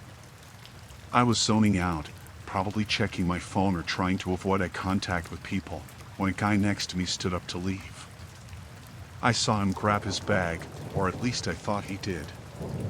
It wasn't until he was halfway out of the door that I realized he'd left his backpack on the seat next to me. I don't know why I did it, but I picked it up. I figured he'd forgotten it, and maybe he'd want it back. I stood up and tried to get his attention, but the train was already pulling out, and the doors had closed. I looked around for a second, thinking about running after him, but I didn't want to cause a scene. The guy didn't seem to notice, so I sat back down and put the backpack beside me. That's when things started to feel off. At first, it seemed like a harmless mistake. I figured I'd check the name tag or something to see if it belonged to anyone nearby. But when I opened it, there was no tag. No name. Just stuff. But not the usual stuff you'd expect. There were stacks of papers, mostly crumpled up and shoved into the bag. I tried not to look too closely at them, but there were a few that were half unfolded. And then I saw it. A photo, folded and half hidden under the papers. At first, I didn't know what I was looking at.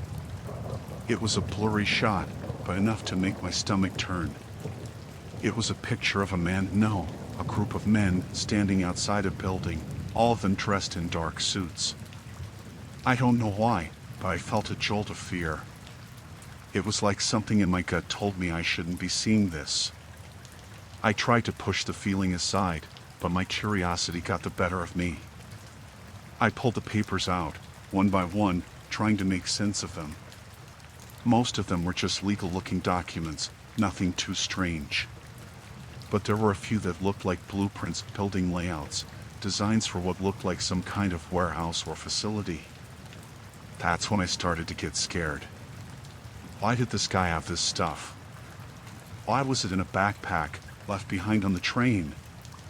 I wanted to put it all back, leave the bag where I found it, but something was making me hold on to it. I didn't know what I was supposed to do with it. I thought about taking it to the lost and found, but the more I looked at the papers, the more I realized I didn't want to get involved. These were important documents, maybe even dangerous. I could feel my heart racing as I tried to figure out what to do. But then I saw the thing that made me freeze. There, at the very bottom of the bag, was a small, black box. It wasn't big, but it felt heavy when I picked it up. I opened it cautiously, almost afraid to see what was inside. I don't know why I didn't just leave it, but I had to look. Inside the box was a small stack of cash, banded together with a rubber band. It was a lot of cash, thousands, easily. My hands were shaking as I closed the box, but I couldn't stop myself from looking at the papers again. There were names listed on some of them, people I didn't recognize. Some of the documents were stamped with red markings that looked official. It was like something straight out of a movie, a mix of government documents and criminal activity, right there in my lap. I didn't know what to think. I should have left it there, called the police, done something. but I didn't. I didn't know why, but I felt trapped, like I was already in too deep. The door to the train car opened, and I looked up, my heart pounding. For a second, I thought the guy who had left the bag behind might be coming back. But there was no one there. I stayed on the train, clutching the bag tightly. I told myself I'd just leave it at the next stop. But as the train kept moving, I started to realize just how much trouble I could be in. Whoever left this bag didn't just forget it. It was too important. I could feel my anxiety building, my mind racing with all the worst-case scenarios. Finally, I decided I couldn't keep it anymore. At the next stop, I got off the train and made my way to the exit. I was just about to drop the bag off in a trash bin when I felt a hand on my shoulder. I spun around, heart racing, and came face to face with a man I didn't recognize. He was tall, wearing dark sunglasses, and his voice was low, almost like a whisper. "You have something of mine," he said, his hand tightening on my shoulder. I couldn't speak. My mouth went dry, and all I could think about was how I had to get away. But I didn't know how. "You've got something that doesn't belong to you," he repeated, his tone sharper this time. He was looking at me with something like fury, and I could see the way his hand hovered near his waist, like he was waiting for something. I could feel the sweat on my palms as I held the bag tight, but I couldn't bring myself to give it back. I couldn't make any noise. It was like everything in me was telling me that if I did, something would happen, something bad. I don't know how long we stood there, but it felt like forever. The man didn't move, just kept staring at me. Finally, after what felt like hours, he stepped back, his face changing. "You're lucky," he said. "But don't ever do that again." And with that, he turned and walked away, disappearing into the crowd. I stood there for a moment, frozen, and then, without thinking, I ran. I didn't stop until I was home. I don't know what was in that bag, but I know it wasn't good. I'm sure it wasn't some innocent mistake. It felt like someone was watching me the whole time, like they knew what I had found. I haven't been able to stop thinking about it. I can't shake the feeling that I've crossed some line, and that the people who are looking for that bag will come for me. I haven't touched my phone since then, but I can't help but check the door every time I hear a noise.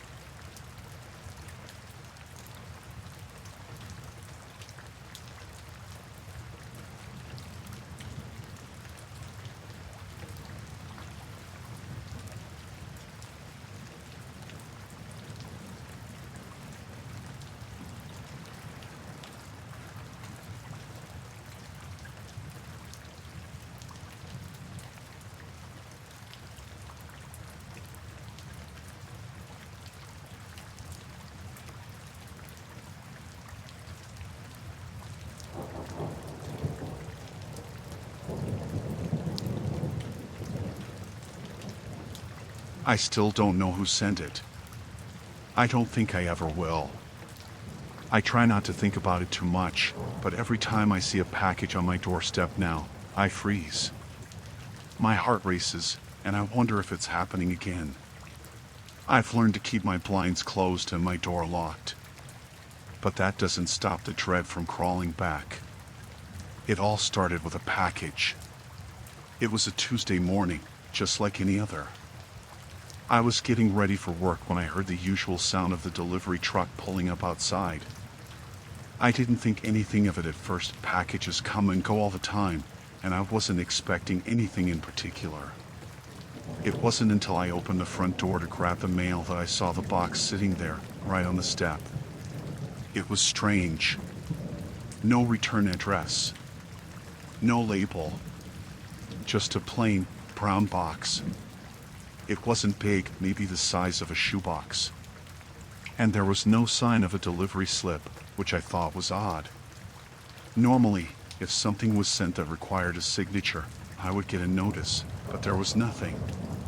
The box didn't look damaged or tampered with, but there was something about it that made me hesitate for a second before I bent down to pick it up. I didn't know it at the time, but that hesitation probably saved me from making the biggest mistake of my life. I brought the box inside and set it on the kitchen counter. I thought about calling the delivery service, just to make sure they had the right address, but I figured I'd open it first. Maybe it was a gift, something I had forgotten I ordered. It didn't seem dangerous at all. I don't know what made me so curious, but I opened the box. The first thing I saw was a thick layer of packing peanuts, the kind that makes a mess if you're not careful. I sifted through it, pulling them out and setting them aside until my fingers touched something cold, hard, and smooth. I pulled out the object and froze. It was a small, silver pocket watch. Old looking, but still in pretty good shape. The glass was cracked a little, but nothing too serious. I turned it over in my hands, trying to make sense of it. The engraving on the back was faint, almost worn away. I could barely make out the letters. At first, it looked like a name, G. Edwards. I didn't recognize it. I assumed it was maybe the previous owner, someone who had left it behind or sold it to a pawn shop. But then I saw something else. At the bottom, near the engraving, was something else, something I couldn't have been prepared for. A message etched into the metal so deeply it looked like it had been done with a sharp tool. It read, "I know what you did." My stomach dropped. It didn't make sense. What was that supposed to mean? I had never seen this watch before. I didn't know anyone by that name. I couldn't make heads or tails of it. I set it down, thinking maybe I was overreacting. Maybe it was some kind of sick joke, but the longer I looked at it, the more uneasy I felt. There was no explanation, no note, no clue. Just that message. I looked back at the box, still sitting on the counter. My hands were shaking now, and I could feel the cold sweat gathering at the back of my neck. I went through the box again, more frantically this time, hoping for some sign of who had sent this or why. But there was nothing. I decided to get rid of it. I didn't know what else to do. I couldn't just leave it in my house.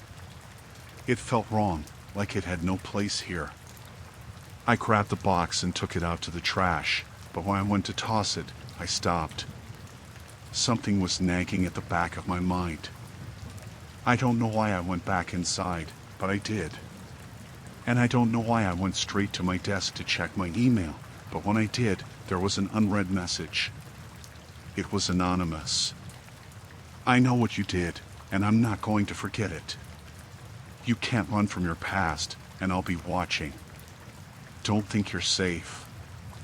I know where you are." I stared at the screen, my mouth dry. It was the same message, but more direct, more threatening. My hands were shaking so badly I could barely read the words. My heart was pounding in my chest.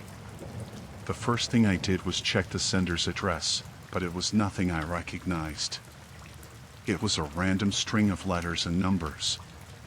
No name. No identifying information. I didn't know what to think. I didn't know what I had done that could have made someone so angry. I tried to think back, to rack my brain for anything I might have forgotten. But nothing came to mind. I've never been in any kind of trouble. I didn't have any enemies. Or so I thought. I didn't know who it was, or how they had gotten my address. But that's when it hit me. I had recently moved into a new apartment. The address wasn't widely known, just a few friends had it. But this stranger knew where I lived, and that terrified me. I didn't sleep that night. Every time I closed my eyes, I thought I saw someone standing outside my window. Every creak in the floor made me jump, convinced someone was in the house. The next day, I called the police, but they couldn't do anything. They said it was just a prank and that there was no evidence to support any claim that I was being stalked. They told me to change my locks, install a camera if I was really concerned, but they didn't take it seriously. I couldn't let it go, though.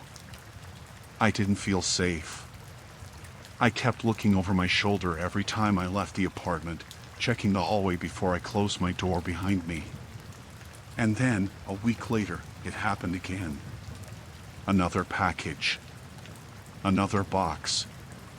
This time, it was heavier, and when I opened it, I found something even more disturbing.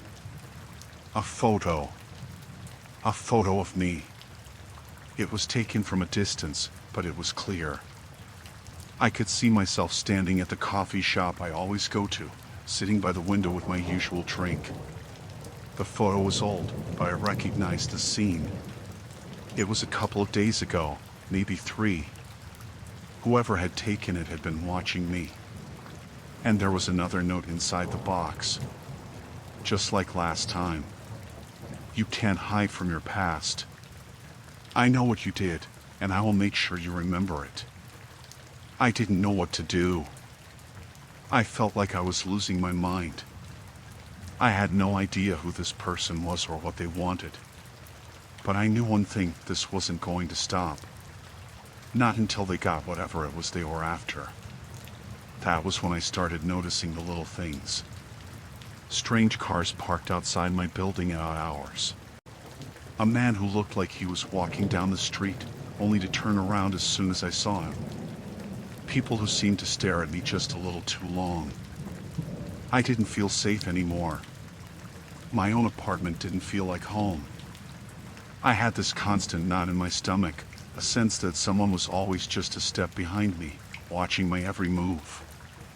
I decided to leave. I packed my things and moved without telling anyone. I left everything behind, even my job, just to get away from the feeling that I was being hunted.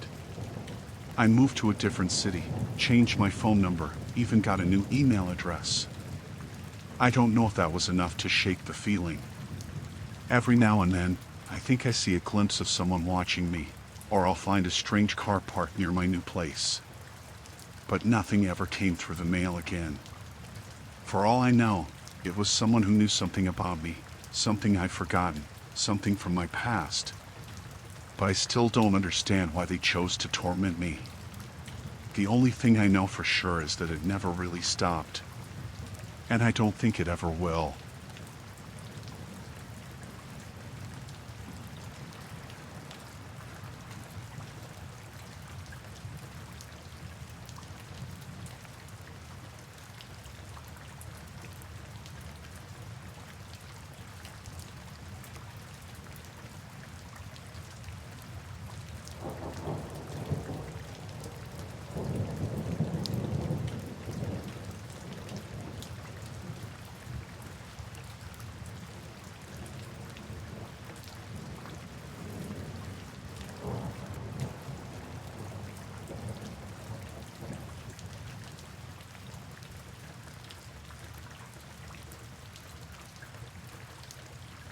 I don't really know how to begin this, but I guess I should start by saying that I never believed in anything strange happening, at least not until recently. My life had always been pretty normal. I was in my mid-30s, lived alone in a small house that had belonged to my parents before they passed away. I had never really thought of the house as anything more than a home, a place where I kept my things and spent my time. It wasn't particularly old, just a typical suburban house with the usual features: a living room, kitchen, 2 bathrooms, and a basement. Nothing extraordinary. When I first moved in, I had the usual tasks: cleaning, unpacking, fixing a few things here and there. The basement was a mess, of course, leftover boxes, old furniture, and stuff my parents had never gotten around to sorting. I didn't spend much time down there, but it wasn't exactly creepy either. Just a basement.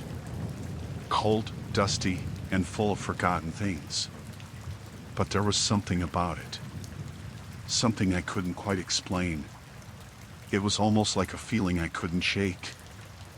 I thought it was just my mind playing tricks on me, but I'd be lying if I said I never felt uneasy every time I went down to grab something or do laundry. Anyway, everything changed the night I met Mrs. Hargrove. She was my neighbor, the elderly woman who lived in the house next to mine. I had seen her around the neighborhood, but we'd never really spoken. She was quiet, always seemed to be keeping to herself. I remember seeing her gardening one morning and stopping to chat for a minute. She had that kind of warm, grandmotherly vibe, but she also had a sharpness about her. Like she knew things that others didn't. That evening, after I'd finished some laundry, I was heading back downstairs to the basement. It had been a long day, and I was ready to just get the chore done and forget about it. But as I stepped out onto my porch, I noticed Mrs. Hargrove standing at the end of her driveway, staring at me. At first, I thought it was just a coincidence, so I waved and called out, "Hey, Mrs. Hargrove. How's it going?" She didn't wave back. She just looked at me. Her expression was strange, like she was sizing me up, trying to figure something out. After a moment, she started walking toward me, slow and deliberate, almost like she wasn't sure if she should even be approaching me. I stood there, unsure of what to do. She reached the base of my steps, and for a second, I thought she might say something friendly, but her voice was low, almost a whisper, when she finally spoke. "You stay away from that basement after dark." I froze. I didn't even know how to respond. Mrs. Hargrove wasn't the type of person to joke around. Her tone was serious, even urgent, but I had no idea why she was saying that. My mouth went dry, and I managed a weak laugh. I don't really spend that much time down there anyway. I mean, it's just a basement, right?" I said, trying to play it off. She didn't smile. Her eyes were narrow now, staring at me in a way that felt like she was looking straight through me. "No," she said slowly, "there's something down there. Something you don't understand. It's better if you just leave it alone." The way she said it made my stomach drop. There was no context, no explanation. Just a warning that left me more confused than anything. I wasn't sure if she was just being odd, or if there was something more to it. But the way she looked at me, like she was afraid for me, made me feel uneasy. "I'll be fine," I said, trying to ease the tension. "Thanks for the advice, Mrs. Hargrove. But I'm sure it's just an old basement." Her eyes didn't leave mine. "Just remember what I said," she replied, turning without another word. And that was it. She walked back to her house, leaving me standing there on my porch, trying to make sense of what had just happened. I didn't think much of it at first. I mean, it was strange, sure, but I brushed it off. People get paranoid as they get older, right? Maybe she had a bad experience with a basement when she was younger, and now she was projecting that fear onto me. I told myself it was no big deal. But after that conversation, I started noticing things. Small things. Every time I went into the basement, I felt like I was being watched. I would hear noises, scraping sounds that would come from the walls, faint whispers that seemed to echo from the corner of the room. Sometimes, I could almost swear I felt a cold breath on the back of my neck. I tried to ignore it at first. It had to be the house settling, right? Old houses creak and groan all the time. But every time I went down there, it felt worse. The air felt heavy, thick, like I was walking into something I shouldn't be. And then there were the things I would find, stuff that hadn't been there before. One night, I went down to grab some cleaning supplies. As I was turning to leave, I noticed something on the floor. A small, old-fashioned key. I didn't recognize it. It wasn't mine. I picked it up, confused, and looked around. There was nothing else unusual, but the key itself felt out of place. I tucked it in my pocket and didn't think much about it. But that key haunted me. I didn't know where it came from or why it was there. It didn't seem to fit any of the locks in the house. After that, things started escalating. I started seeing shadows in the basement, figures moving just outside my peripheral vision. I would hear footsteps behind me, but when I turned around, no one would be there.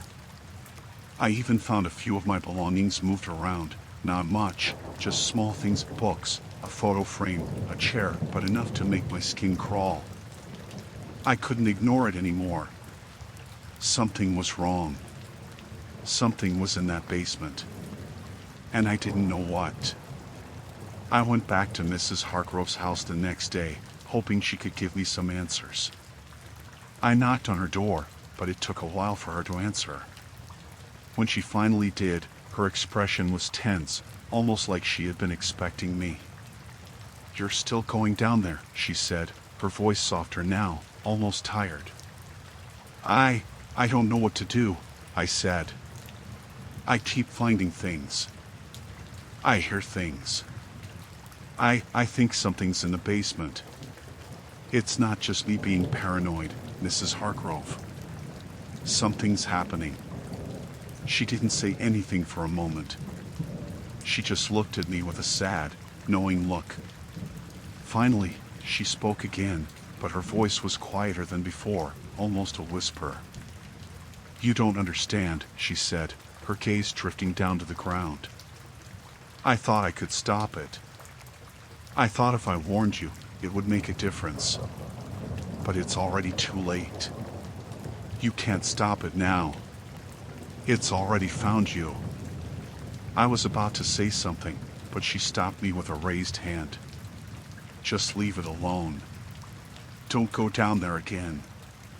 Don't touch anything. You don't want to know what's down there." And with that, she closed the door. That was the last time I spoke to her. I didn't go into the basement again after that, but the things that had been happening didn't stop. The shadows got worse, the noises louder. It wasn't just at night anymore, it was during the day, too. I could feel eyes on me all the time. I couldn't escape the feeling that I was being watched, that something or someone was in that basement, waiting for me to make a mistake. I don't know what it was, or why Mrs. Hargrove had warned me. I don't know what I'm supposed to do now. I can't go back into that basement. I can't. Every time I even think about it, my heart races and my hands shake. I don't know what's down there, but whatever it is, it's waiting for me. I'm not sure what I'll do next, but I can't go near it. Not now, not ever again. Maybe Mrs. Hargrove was right. Maybe it's already too late.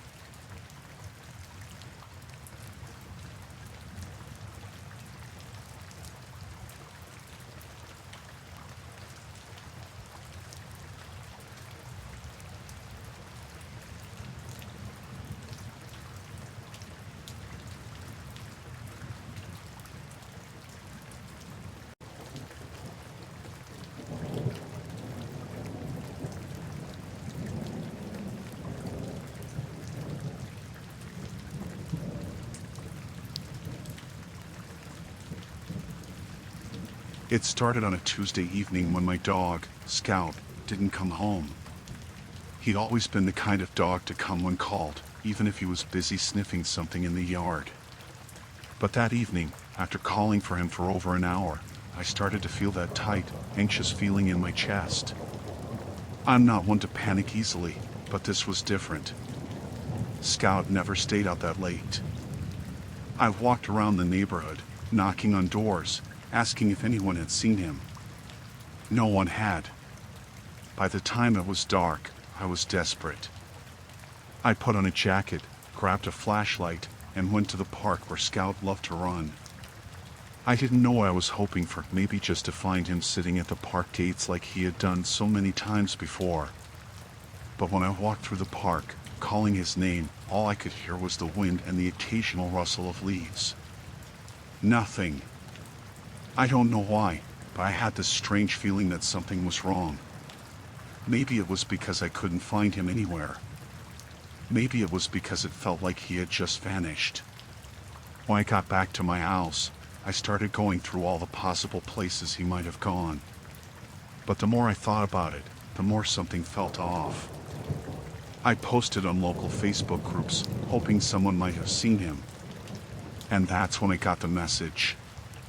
It was from a woman named Janet who said she thought she had seen a dog-like Scout near the old industrial building on the edge of town. I didn't know what to think at first. That building had been abandoned for years. No one ever went there. It was dangerous, really. But I was desperate. I didn't think twice. The next morning, I drove out there.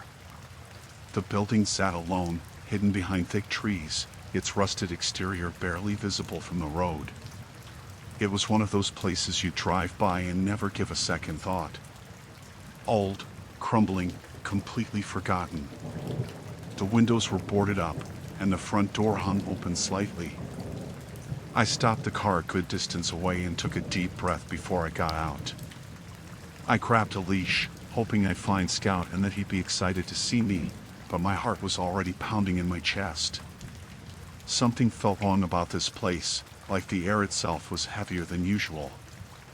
But I couldn't just leave. I had to find him. I walked toward the building, calling Scout's name. The wind carried my voice, but there was no response. The place was eerily quiet. As I got closer to the door, I felt that sense of unease grow stronger. There was no sound, no movement. Just the oppressive silence. I stepped inside cautiously, shining my flashlight around the dark space. It looked like a warehouse, with piles of old crates and debris scattered across the floor. The air smelled musty, like mold and rot. I called out again, louder this time. Scout. I shouted. Scout. Nothing. Just the echo of my own voice. I took a few more steps inside, the floor creaking beneath me, careful not to step on anything that might make a noise. That's when I heard something. A faint scratching sound coming from the back of the building. My heart skipped a beat. Scout. I whispered. My voice trembled. I slowly moved toward the sound, my flashlight shaking in my hand. As I rounded a corner, I saw it. A cage. At first, I thought I was imagining it, but no, it was there. A small metal cage, its bars covered in dust. My stomach churned as I moved closer. And then I saw what was inside. A dog. Not Scout, but a dog I recognized from one of the neighborhood posters. I froze. My mind raced as I tried to process what I was seeing. The dog was clearly malnourished, its eyes wide and frantic. It whined softly, its body trembling in fear. But that wasn't what made my blood run cold. No, it was the man standing next to the cage. He was tall, his face hidden in shadows, but I could see enough to know he was watching me. He had a look on his face that I couldn't place, calm, almost too calm, like he'd been waiting for me. "Looking for your dog, are you?" he said, his voice low, almost amused. I took a step back, my mind spinning. What are you doing with these dogs?" I demanded, my voice shaky but forceful. The man didn't answer right away. He just stared at me, and then he took a step toward me. I could see his hands now, calloused and covered in dirt, like he'd been working. "You're not the first one," he said, his voice almost too soft. "They always come looking for their pets, but they never leave the same way they came in." I felt my heart drop to my stomach. I didn't know what he meant, but I knew I didn't want to find out. "Where's my dog?" I asked, trying to sound braver than I felt. My hand gripped the flashlight like a weapon, though I knew it wouldn't do much if he decided to make a move. He smiled, but it wasn't a friendly smile. It was the kind of smile that made your skin crawl. "He's close," the man said, "but you'll need to come with me if you want him back." My brain was screaming at me to run, but my feet wouldn't move. I stayed frozen in place, staring at him. My thoughts were racing, trying to think of an escape plan. But I didn't have one. Not yet. Without saying another word, the man turned and walked deeper into the building, disappearing into the shadows. I knew I should leave, that this was a bad situation, but the thought of Scout being somewhere in this building, possibly hurt or worse, made it impossible to turn back. I followed him, trying to stay as quiet as possible, but every step felt like a mistake. The further I went, the darker it got, until I was relying entirely on the beam of my flashlight. Then, I heard voices, low, murmuring voices. Panic hit me like a wave. I ducked behind a stack of crates and peeked around the corner.